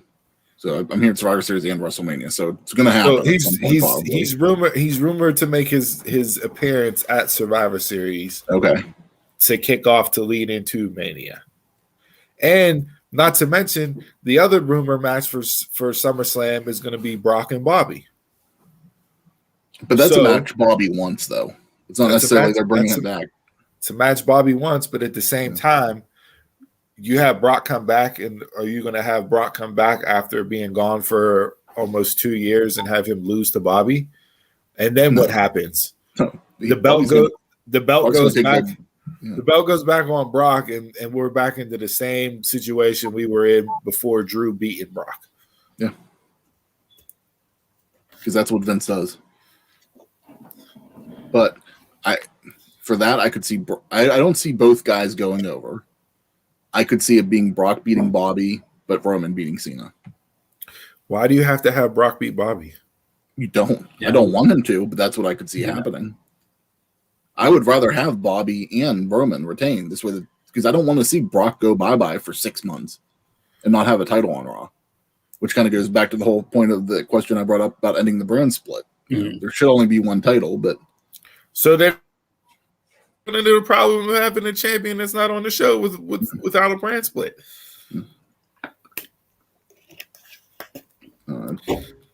I don't need it. I don't really need for either, but I think we kind of got to the point where we need to drink now. Well, hold on. I got one more topic, and this could be a quick hitter. Speaking of Roman and what he's on, wrestling should be fun at Twitter tweeted out the era of dominant champions. Nick Aldis, 962 days. Walter, 796 days. Jacob Fatu, 704 days. Roman Reigns, 283 days. Who's had the more impressive run out of those four? I haven't seen other. I've seen Walter, but I haven't seen the other two. NWA didn't run. But yeah. NWA didn't run shows for how long? So that's part of it. And MLW didn't run shows for a long time. That's part of it. Neither did NXT UK. NXT UK, yeah. I guess you would have to give it to Roman. But even if you take MLW's off the books and you take NWA's off the books, say you take a year away, take 365 days away, right? So out of that list, you still have Aldis with basically a 600-day reign. A 600-day reign. Fatu, you have him with a 400-day reign. Little, around 400 days. If you want to take the pandemic dates out of it, but out of those four, who's had the more dominant and impressive run? Just because I pay more attention to the main roster, I'm gonna go with Roman. I enjoy Roman's character. I don't enjoy Roman's matches, but I'd give it to him. I'm going with Fatu. And if you going match wise, I would have to throw Walter. But match wise, I can think of besides Dragunov and whenever he beat Dunn for the belt, what other matches has Walter had? He's had a few with Tyler Bate too. Yeah, Bate. He had the one with Ciampa. And Ciampa. Yeah. I like Walter, but yeah, I mean, I'm also factoring in that a whole year with him not defending as much. It wasn't a full year with him, but it was a good chunk of time. And they don't really have anybody that they're ready to put the title on yet in NXT UK either. I think that's part of it as well. Why he's longevity. Same with Nick Aldis and NWA. They're building him as the face in a way. It's not necessarily that he's been that dominant. So he's just the guy that they have the title on. So does everybody have that problem except for AEW? Because like looking at AEW, you can see at least 2 or 3 champs coming up. Yeah. Like you still have Hangman and MLW doesn't. I think there's a few guys in MLW, especially Hammerstone, I think is ready. Hammerstone, MLW announced the return of the Battle Riot on July 10th at the ECW Arena, and that'll be the way Hammerstone gets his title shot, storyline wise and everything else. That's how they're going to book it, because they've been running with this whole Contras ducking Hammerstone. I think AEW, you're right. They have more people prepped to be ready to be elevated into the main event scene. Mm-hmm. You know, like you said, you have Hangman, you have MJF. I put Wardlow in there. Yeah, so like you have people that you can go and run with that are different than rotating the same 3-4 guys. I don't think we need can't believe we haven't given Jason credit for naming an AEW positive. I always give you a positive. A backhanded compliment. But I think if you look at it from that standpoint, then you can say what AEW has done booking wise has worked to this point. And the fact that they have been able to build individuals since they started that you would not expect to be in the title picture, you see them as being AEW champion. Mm-hmm. Well, I've always seen Hangman as a champion. They've pushed him from day one. Yeah. But we just didn't think then he was ready. But they've been booking him at least to the point where we feel that he's getting close. I like them, like how they're grooming Wardlow. I just feel like he could be a champ too. Yeah, you have guys there where it's not always going to be Moxley, Omega, Jericho, Cody. Like you're not, you know what I mean? Like it's not going to be just bounced around between 4 individuals. You can see it splintering off, and you can have multiple people become champion, given the right storyline and how they're presented and everything else. But I mean, I can take away. Sorry, I can see it in WWE. It's just that it's already going to be current former champions. Like I don't see anybody coming up at the moment unless you bring like a Cross in. That's a problem. And outside of MLW, because MLW's just young guys they're making their name for themselves there. AEW's young guys that haven't been there yet. Everybody else, like what Jason was just saying, it's guys that have been there that are going to go there again. All right. That's all I got. Good. Time for drinking? Yep. All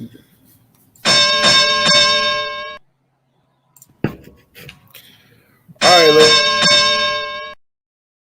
chug. What the hell happened there? There was a delay there. I don't know what happened. Technical difficulties. I'm out there like Stuttering John from the freaking Howard Stern show. Start, stop. This week's Drink of the Week segment is brought to you by the Jagoff hitting the segment button on his computer over there. So this week, we go back to a fan favorite here on the Dunmarks podcast, the Rusty Rail Brewing Company, with their Strange Love Imperial Key Lime Ale. I'm not getting a good shot of the can there. There you go, Jay. It is 8% alcohol by volume. It says an ale with key lime, lactose, and natural flavors. Where you at?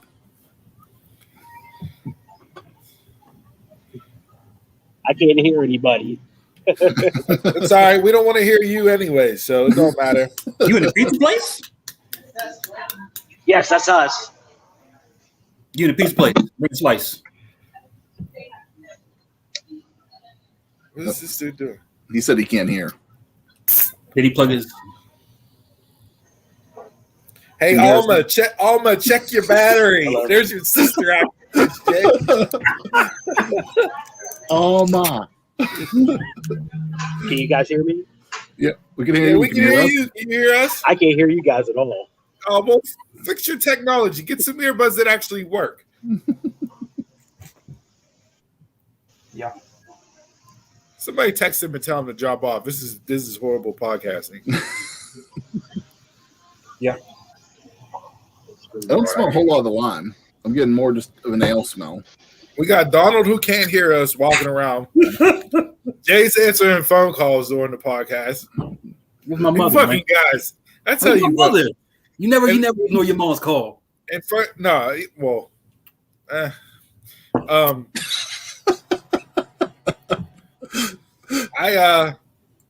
First off, I know this is drink of the week segment, but this needs to be said.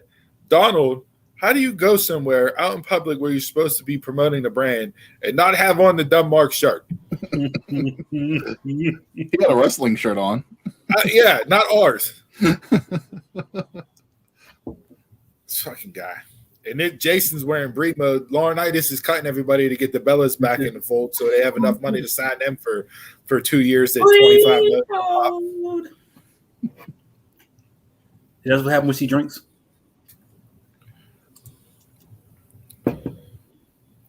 What about medical bills? I don't know. This is a horrible segment. Someone's in the sauce already. I gotta tell you guys, I'm not a fan of this. Mm-mm. Very underwhelmed. I don't get much key lime. I'm not a huge fan of key lime pie, anyways. So this one was kind of already sitting on the fence with me, but I'll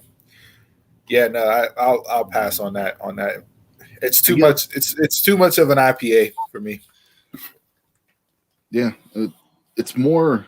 I'm getting all the ale, but very little tart, I guess, from the lime, but yeah, not any flavor. It's very basic, and it's basic white girl beer.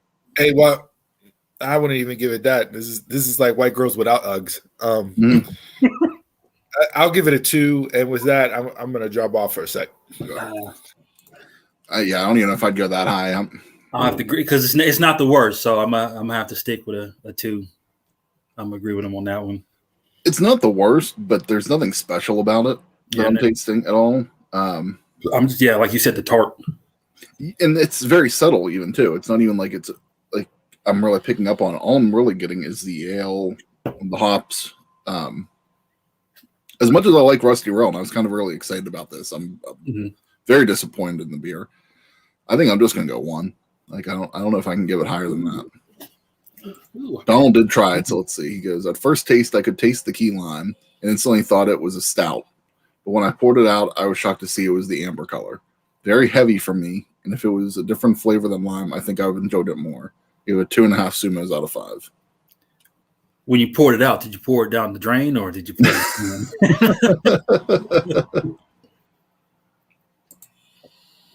Yeah, because as you can see, it's just a basic ale coloring. Yeah, there's really nothing special.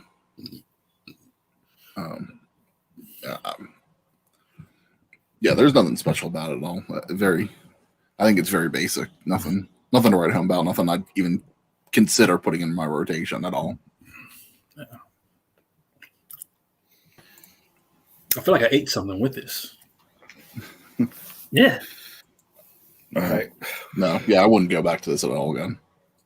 Yeah, it's a hard pass for me. I don't even know if I'm going to finish it. Normally, I finish everything we do regardless, but I'm almost done. Yeah, I had to pass on that. All right. So not a strong recommendation. First time Rusty Rail has swung and missed on this segment that we do every single week because we've been big fans of everything that they've done so far, and I'll give this a hard pass. So, with Jason's face, I ask that you guys raise your cups, your glass, your brown paper bags to good ships and wood ships and ships to sail the seas. But the best ships are friendships, and friends will always be.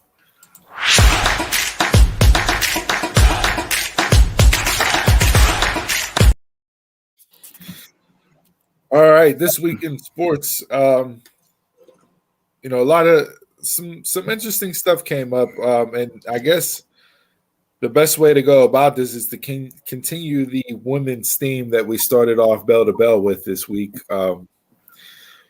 The Women's College World Series softball wrapped up this week, and I was completely invested in the entire tournament. It was amazing games. You had excellent stories. You had teams coming back from, had to win, 3-4 games in a row just to make it. Florida State just to make it into the championship series. They beat Oklahoma game 1. And Oklahoma was like, their offense this year was like the Yankees of like Ruth and Gehrig and all them. Like, it was a murderer's row. They literally have every single statistical category they're number one in across the board for the history of women's college softball. So this was a juggernaut of a team. Florida State comes out, wins game 1, make it a little close than what it should have been. They were up 7-0 and ended up holding on for a 7-5 victory.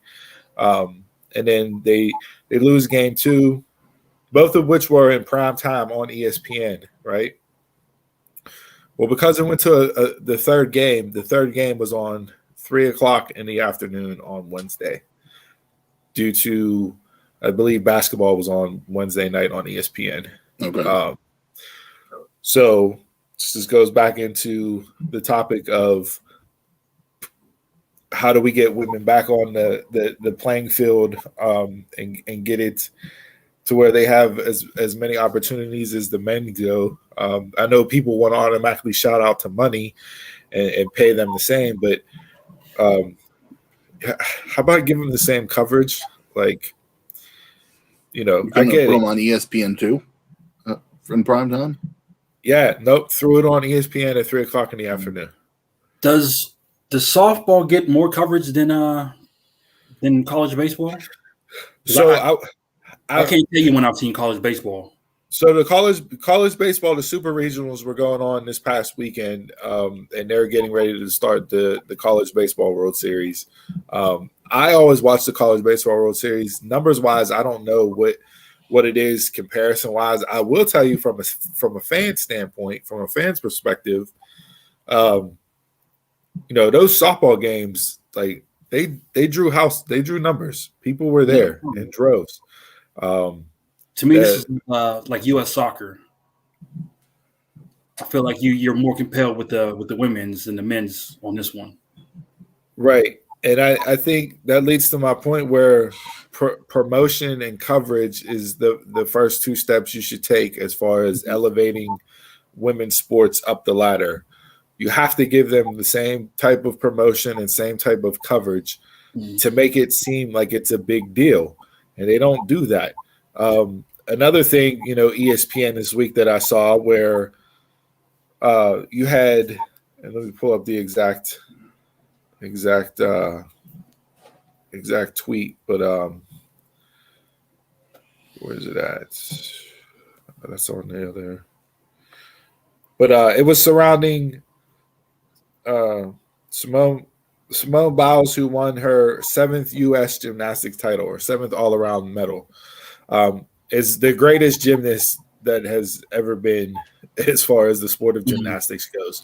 Hands down, men or women, she's the greatest. And what she's done from a medal standpoint and everything else, after these Olympics, and we don't know if the Olympics will go off or not. They're supposed to take place in August this year in Japan, but the way COVID is over there right now and them being in a state of emergency right now, they haven't canceled the games. They already pushed them back 1 year. So it'll be interesting to see if they actually do go through. A lot of people are boycotting already, so who knows? But I think I did see people already starting to go over. When she's done with this set of Olympics, if they get through and she wins, gold medals again and everything else with her medal count, she's going to be arguably one of the greatest athletes of all time, men or women across the board. Mm-hmm. Just flat out, it's that simple. I mean, she has a goat's face and in jewels on her gear. Like, she is the GOAT, hands down. There's no argument there. But SportsCenter and in SportsCenter's Instagram coverage this past week, 0 posts about Simone Biles winning her 7th all-around U.S. gymnastics title.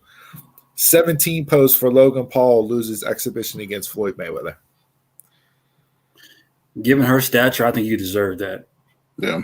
That when you're comparing those two instances, there's no reason why you should not have posts and links and everything else up for Simone Biles. Mm-hmm. And for the work that fight was, it doesn't deserve 17 posts about it. Mm-hmm. But again, it all goes back to that issue of coverage and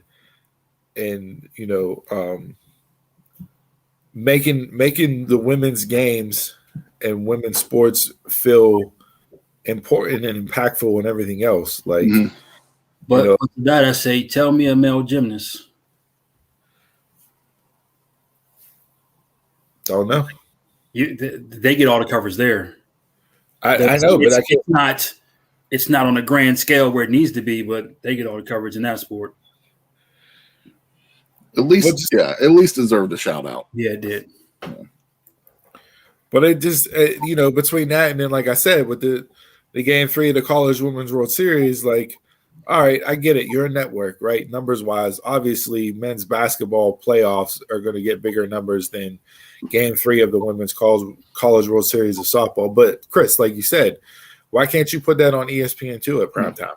You have so many channels. It can go on something else. At least ESPN2 at prime time. I wouldn't do it. I wouldn't make people decide. But to throw it on at 3 o'clock in the afternoon on ESPN, when you're not going to get no ratings at all. Yeah. Right? People are at work, like the whole, like everything, right? What would their games go? About 2.5 hours? I'd have pushed it back. Yeah, about that. So maybe you put it on at 6, and then it goes right up to the NBA. And that's 3 o'clock Eastern time, but they're playing in Oklahoma City. So is Oklahoma's what, Midwest, right? Yeah. An hour behind. So that game was actually 2 o'clock there. Yeah. So like you're really like, and then probably 11 o'clock for West Coast. Right. Yeah. So if you know, what type of numbers are you going to draw or even give a chance to draw based off of what the teams did in the previous 2 nights? The previous 2 nights, I couldn't wait to watch Game 3 because of how games 1 and 2 went. Mm-hmm. Mm. Like it had me hooked as a sports fan, regardless of it being men or women. Like that, the way those games were played and the emotion and everything else, like everything that is sports, you saw in those 2 games, and it made you want to tune in to see who the winner of the 3rd game was. But I was working, Yeah. So I wasn't even, I had to check my phone every once in a game to see what the score was, which sucked because it's like I wanted to sit there and watch this game and see how this series finished out. Mm-hmm. Oh, it's just something that's or if they had the basketball game on. So what was it? Monday, Tuesday, Wednesday were the games you said? Yeah, Monday, Tuesday, or was it Tuesday, Wednesday, Thursday? I can't. This week all ran together for me. But so if Wednesday was the game, why couldn't you just hold off one more day for Thursday? To give it the prime time. I get scheduling and everything, but like to me, you have to take that into account with whenever you're doing this. If you're giving the first 2 games prime time, I think you should. I mean, going into this that if it goes 3 games, it's going 3 days in a row. Yeah. Like you can't predict that the 3rd game is going to happen, but when you're setting this up and you're scheduling this, the championship series is 3 games. It's 3 days in a row. Yeah. Whether it's Monday, Tuesday, Wednesday, or Tuesday, Wednesday, Thursday, it's going to be 3 days in a row.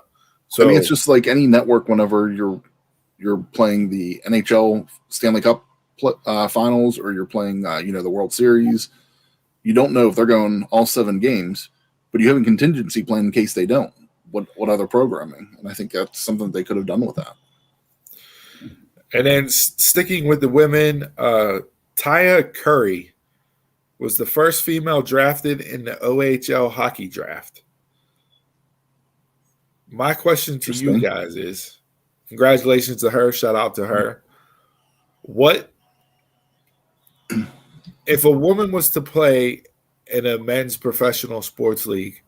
What sport do you think would be the first sport that a woman could make it in? given the fact that she was drafted into the OHL? What sport are you saying that a woman could be playing with the men on a and this is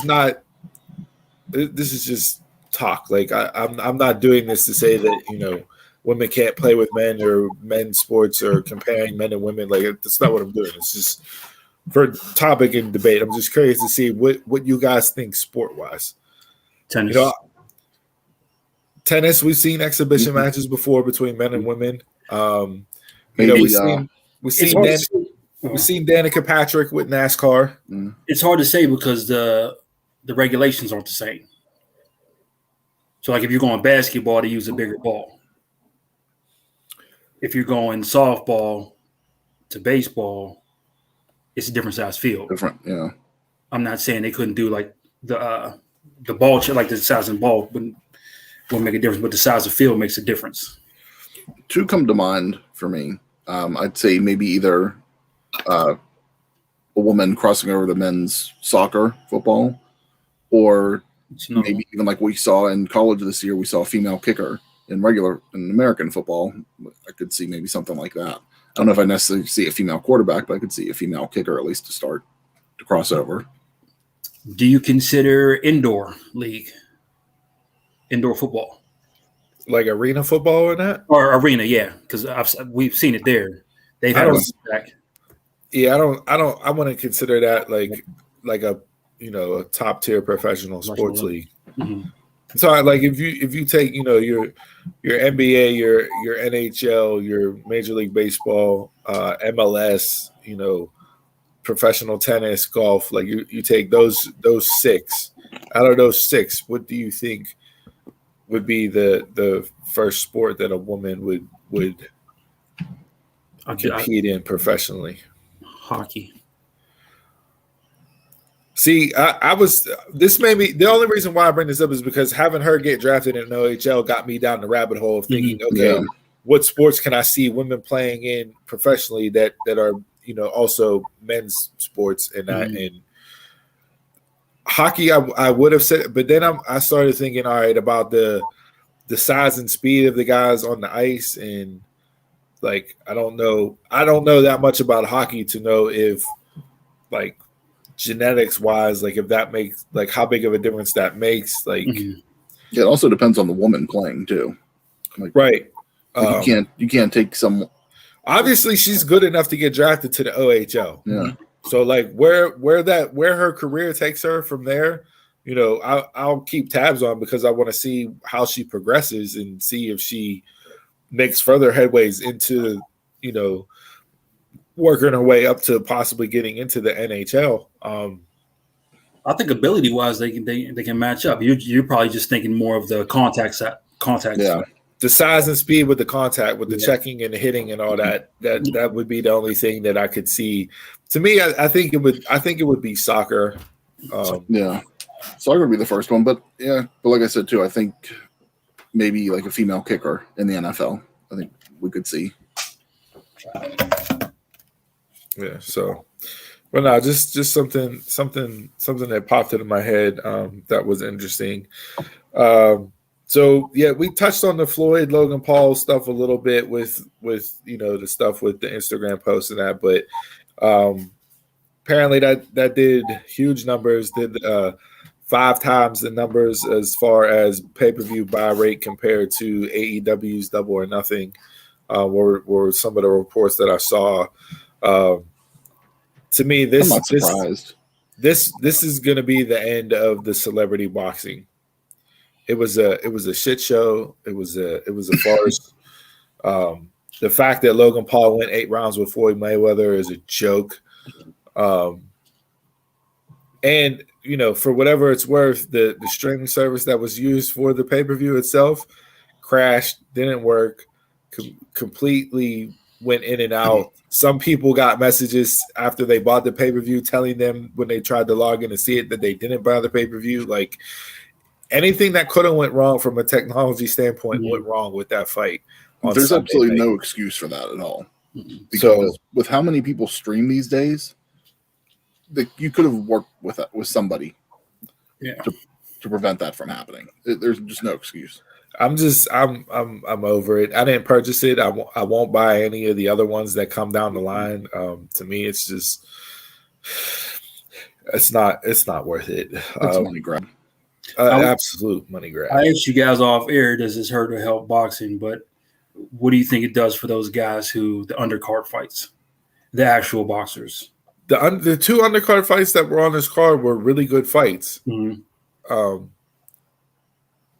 Does it do anything for them to be on this type of card? Maybe because you get more exposure with more people watching. Mm-hmm.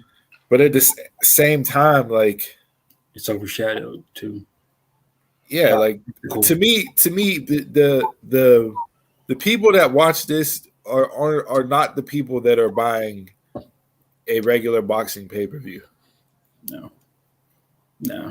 So it's a completely different audience. These are the casual people that are tuning in because there's a major event that are happening with a somewhat celebrity person, and it's not something that people are going to buy. Like, do I think anybody that watched this that's a casual fan saw those two undercard fights and are going to start following those fighters and get pay-per-views that are on there? No, I don't. So in that standpoint, I don't think it does anything to help boxing. I really don't. I don't think this does anything for boxing. I think people bought it just to see one of the Paul brothers get knocked out, and that didn't happen. So people like buying into gimmicks. Yeah.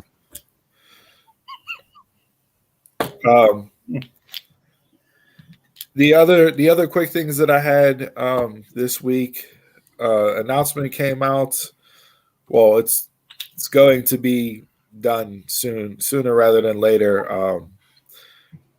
And this is, I guess, sources told the Athletic that college football playoff is working on a 12-team model that will include the 6 highest ranked conference champions plus 6 at-large spots. That's too many.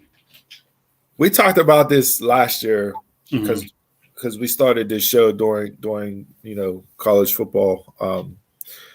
And we said last year was the year for them to expand the playoff given the circumstances with COVID and everything else. And they didn't do it, right? But there were teams along the way that, coming off of what UCF did a couple years ago, you had your Coastal Carolinas this year. You had other teams that BYU was one of those teams. That raised enough to get people talking to have it at least get to the point where this discussion took place. In the end of the day, this, just like the Mayweather-Logan Paul thing, is about money, and it's a money grab. So am I glad that they are expanding it? Yes. Is 12 teams too many? Yeah. I don't think so. I think 12 is the right number, because you get your 6 highest ranking conference champions, and then you get 6 at large. So, those teams that like UCF a couple years ago, they would be in this playoff, where before they never had a chance to make it into the playoff. Yeah.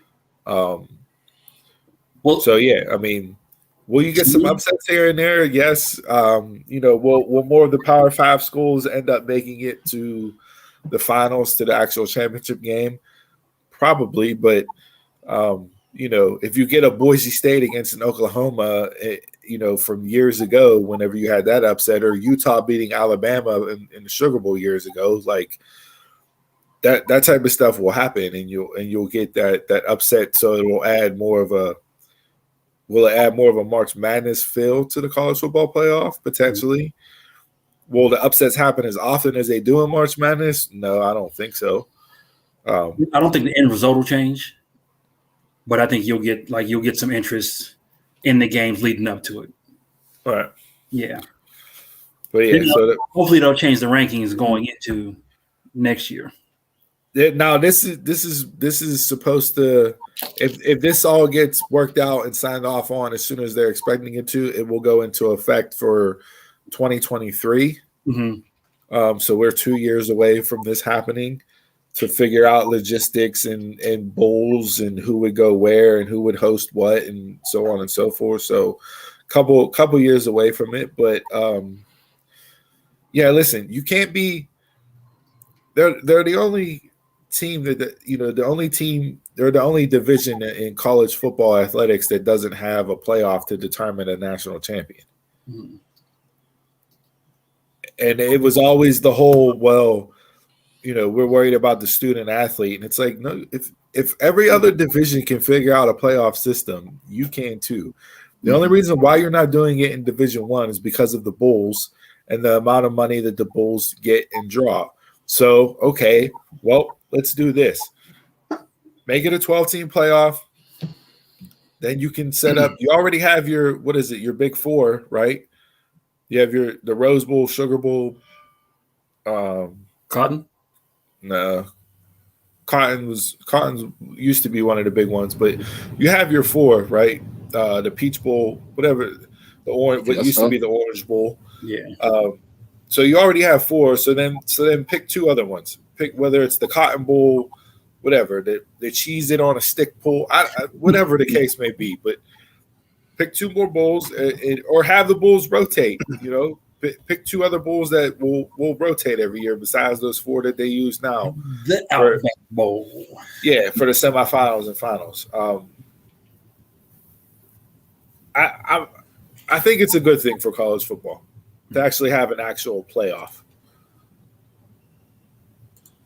I don't know why it took this long to get here, but it did. So, all right. Talked about Simone, this, that, and the other. The only other thing that I saw that kind of piqued my actually. I'll save that. I'll save that because I want to see what happens with it's an NBA topic. It's for NBA playoffs, and I want to see how things go before I bring that up. So I'll save that topic. Bring it up at the end. Yeah. Anybody got anything else for sports? Yeah, I did see this week I logged on to Amazon one day this week, and they had a banner on the front page that said Amazon Prime is now the new home of the WNBA. So talking about coverage, and it really surprised me because I wasn't really sure where they were covered before, but had Amazon and WNBA reach a multi-year deal to stream 16 regular season games and their Commissioner Cup on Prime Video. So the Commissioner Cup is like like in the English Premier League and all that. Like you have the English Premier League title, but then you also have the Champions League title, and so the Commissioner's Cup is going to be like that preseason or midseason title that teams will go after. If you win, it's additional money and everything else, and it's separate from the WNBA title. So it's just another way to draw more interest into the game. It'll be based off of the records from the first, I think, 14 games of the season or 16 games of the season. Yeah, it looks like it. And then it'll go into the Commissioner's Cup. It'll be like a mid-season break for teams, and then they'll pick back up and finish. So good for them. I know you can get WNBA games on ESPN, at different times. But other than that, like, where do you go to watch WNBA games? Which again brings us back to the coverage thing. I did real quick want to touch on UFC pay-per-view tonight. Okay. You have Adesanya and Marvin Vettori rematch. So those two. You have Everson Figueiredo and Brandon Moreno in a rematch, which was probably fight of the year. Took place in December 2020. COVID was just a banger of a match. And then we get the return of Nate Diaz coming back to the octagon again. Those are the three main fights on the card tonight. That's a hell of a 3-fight down there that might get me to cough up some money later on tonight and purchase the pay-per-view. I don't know. I think Adesanya got something to prove coming back off of the loss to Blazevich whenever he moved up to light heavyweight. So I think he's going to come back to further stamp his legacy as the style bender. So I'm expecting a true style bender performance, especially after how their first fight went, which was a split decision, 29-28 across the card, with Adesanya getting the win there. So it was a very close fight, one of the closest fights he's had at middleweight. And then, like I said, Figueiredo and Moreno, that's going to be fireworks. Those two threw blows the first time they fought, and it will be the same way this way. And then Nate Diaz is always entertaining. He always puts on a show, and there's going to be bombs thrown in that match as well. So good card for the UFC, who I think may have done the most for themselves as a company during the pandemic. Yeah, they put on some good cards. All right, that's all I have for this week in sports.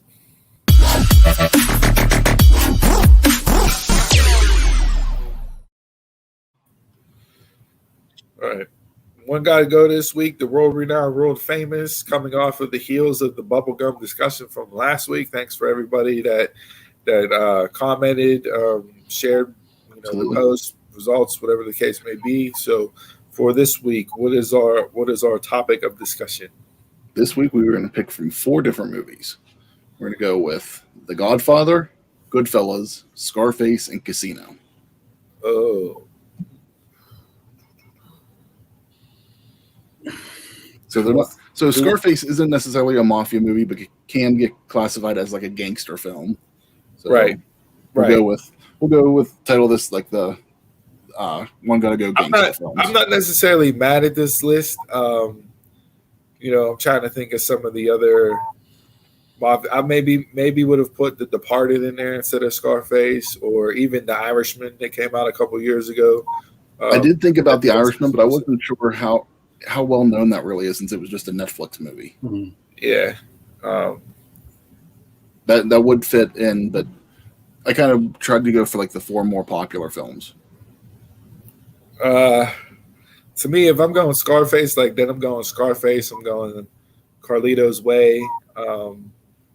That type. Donald chimed in here. What's he got? Okay.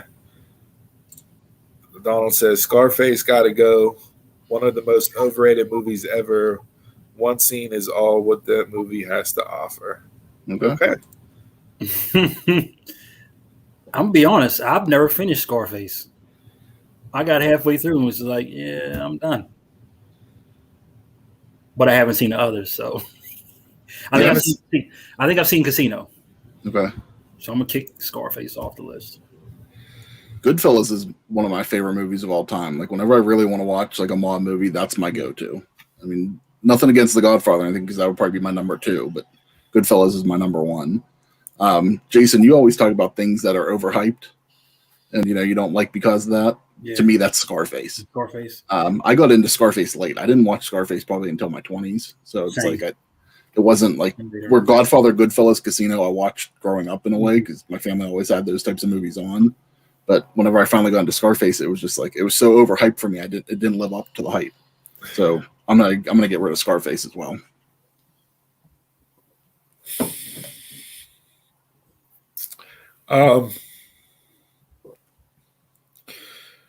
Casino staying for me. Not only is it a great movie, but also Nicky Santoro is in that movie. So it's the character's name. So that's staying there for me. Goodfellas is an all-time classic for me. Not getting that off the list.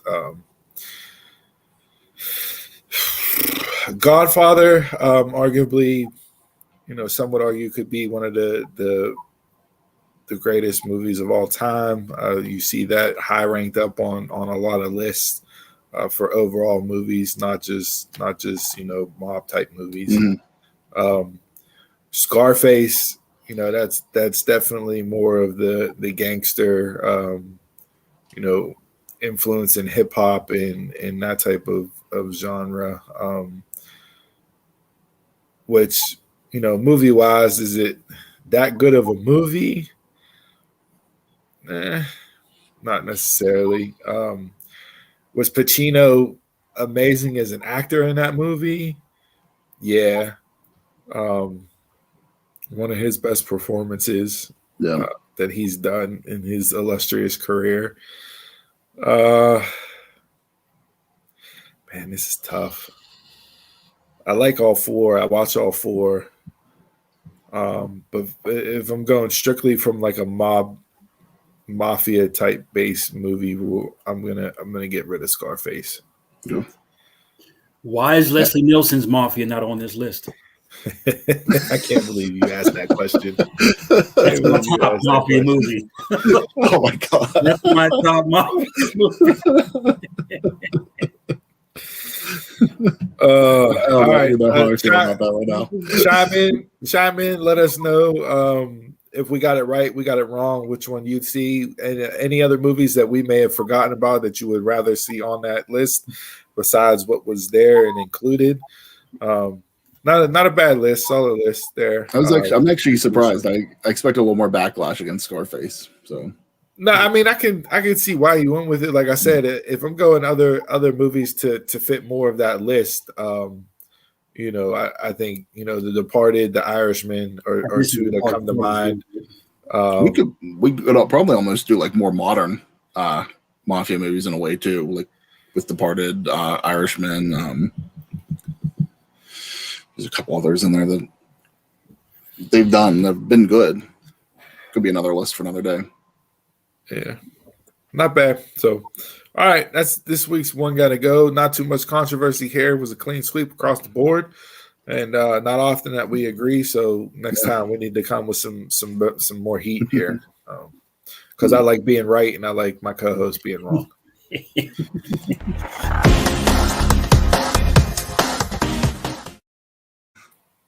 All right, kids, thanks for tuning in to episode 41 of the Dumb Marks podcast. Please subscribe, like, and follow our social media pages at Dumb Marks POD so you can get notifications when we go live every week. Our audio-only edition of the podcast is released every Monday to listen on demand on all your favorite podcast platforms. And don't forget that our official Dumb Marks merch is now available to purchase on ProWrestlingTees.com. You can visit ProWrestlingTees.com/DumbMarksPod to purchase. Gentlemen, anything else before Steve sends it home? Yes. Sonny just got out of jail. Oh, really? Sonny, yeah. I heard that. Where our OnlyFans was inactive for a while. Is she posting again?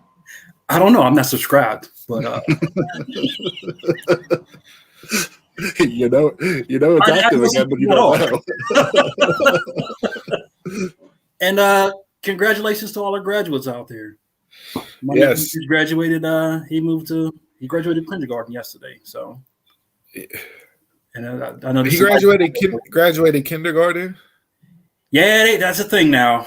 Yeah, you don't graduate. So wait, so not to go off on a tangent here, but the whole graduating kindergarten, graduating, middle school, elementary school, graduating middle school, graduating, like, when did that become a thing, and why did that become a thing?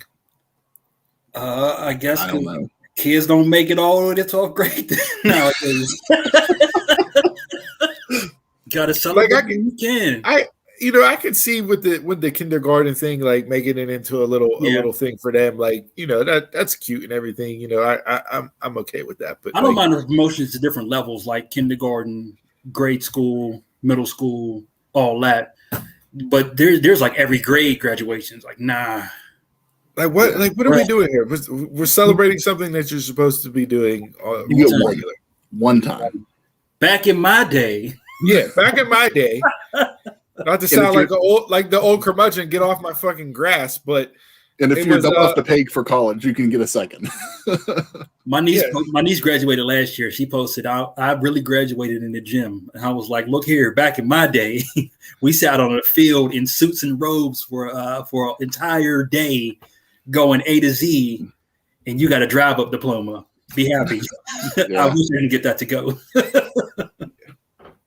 Yeah, I have my thought. I have some stronger thoughts on this, but I'll keep those to myself because I don't want to get canceled here. But I will say, like, they had it I was watching the Zoom call, and they had the You kids. can't turn moving up a grade into a participation trophy like you give out at every single All-Star tournament and everything else right now. He held on to that for 10 seconds. Yeah. What are we doing? Take your. I'm going to celebrate you and give you a diploma because you went from 3rd to 4th grade. No, you're supposed to go from 3rd to 4th grade. Oh, God. I agree, just not as aggressively. Yeah. That's why everybody's built like Charmin nowadays. They're freaking soft. You've been coddled and you've gotten freaking certificates from going from 3rd to 4th grade. But and I constantly say this, like, you know, because people that complain about millennials, well, the ones complaining about them are the ones that raised them. Raise them, yeah. So you're the one that told them to do this shit. So it's the same thing. Parents today, if you don't like this, you got to change that culture. You know, when your kids are in school. I got some breaking news here. Right as it's happening live on the air, the Euros 2020 are going on right now, and Denmark's Christian Eriksen collapses, receives CPR as the Euro 2020 game with Finland is suspended. Oh, wow. So scary situation there live. You know, I hope everything's okay. Hopefully they were able to revive him. It doesn't say here in the ESPN announcement, but thoughts and prayers go out to him. That's crazy. I hope he's okay. Wow. I normally I would have it on, but obviously doing the show right here, I didn't turn it on. And that game literally just kicked off at noon. So they're only like 10 minutes into it. We're kind of running over. I'm sorry, an hour and 10 minutes. I'm looking at the wrong clock. Yeah. The clock on my laptop's an hour behind. So how? It automatically updates. That's how old the automatic update. That's how old the Chromebook is, bro. Hey, guess what? I'll leave it there until we turn clocks back, and then it'll be right again. So there you go. Every clock in my house is. Yeah. So. All right, little sad breaking news there. Hopefully everything's okay with him. Scary situation there. But yeah. Anybody got anything else? Final thoughts wise? No. Everybody, thanks for tuning in. We enjoy you guys. Again, shout us out, hit us up, email the show. We'll get your questions. We'll read them off live on air. If we get, mailbag, go over to our Pro Wrestling Tees store, prowrestlingtees.com/Dunmars. Scoop up some merch. Give you a shout out live on air for doing that. Support your boys. We're trying to fine tune this and get the ball rolling to an enjoyable show for you guys each and every single week, and hopefully make a little something of ourselves here. Turn a hobby into a day job, buddy. And with that, my quote for the week goes: "The cost of success. It's late nights, early mornings, very few friends, being misunderstood, feeling overwhelmed, questioning your sanity, being your own cheerleader. But guess what? It'll be worth it." And with that, thanks for tuning in. Until next time, I'm a Mark, you're a Mark, tell a Mark, and y'all can catch us around the way.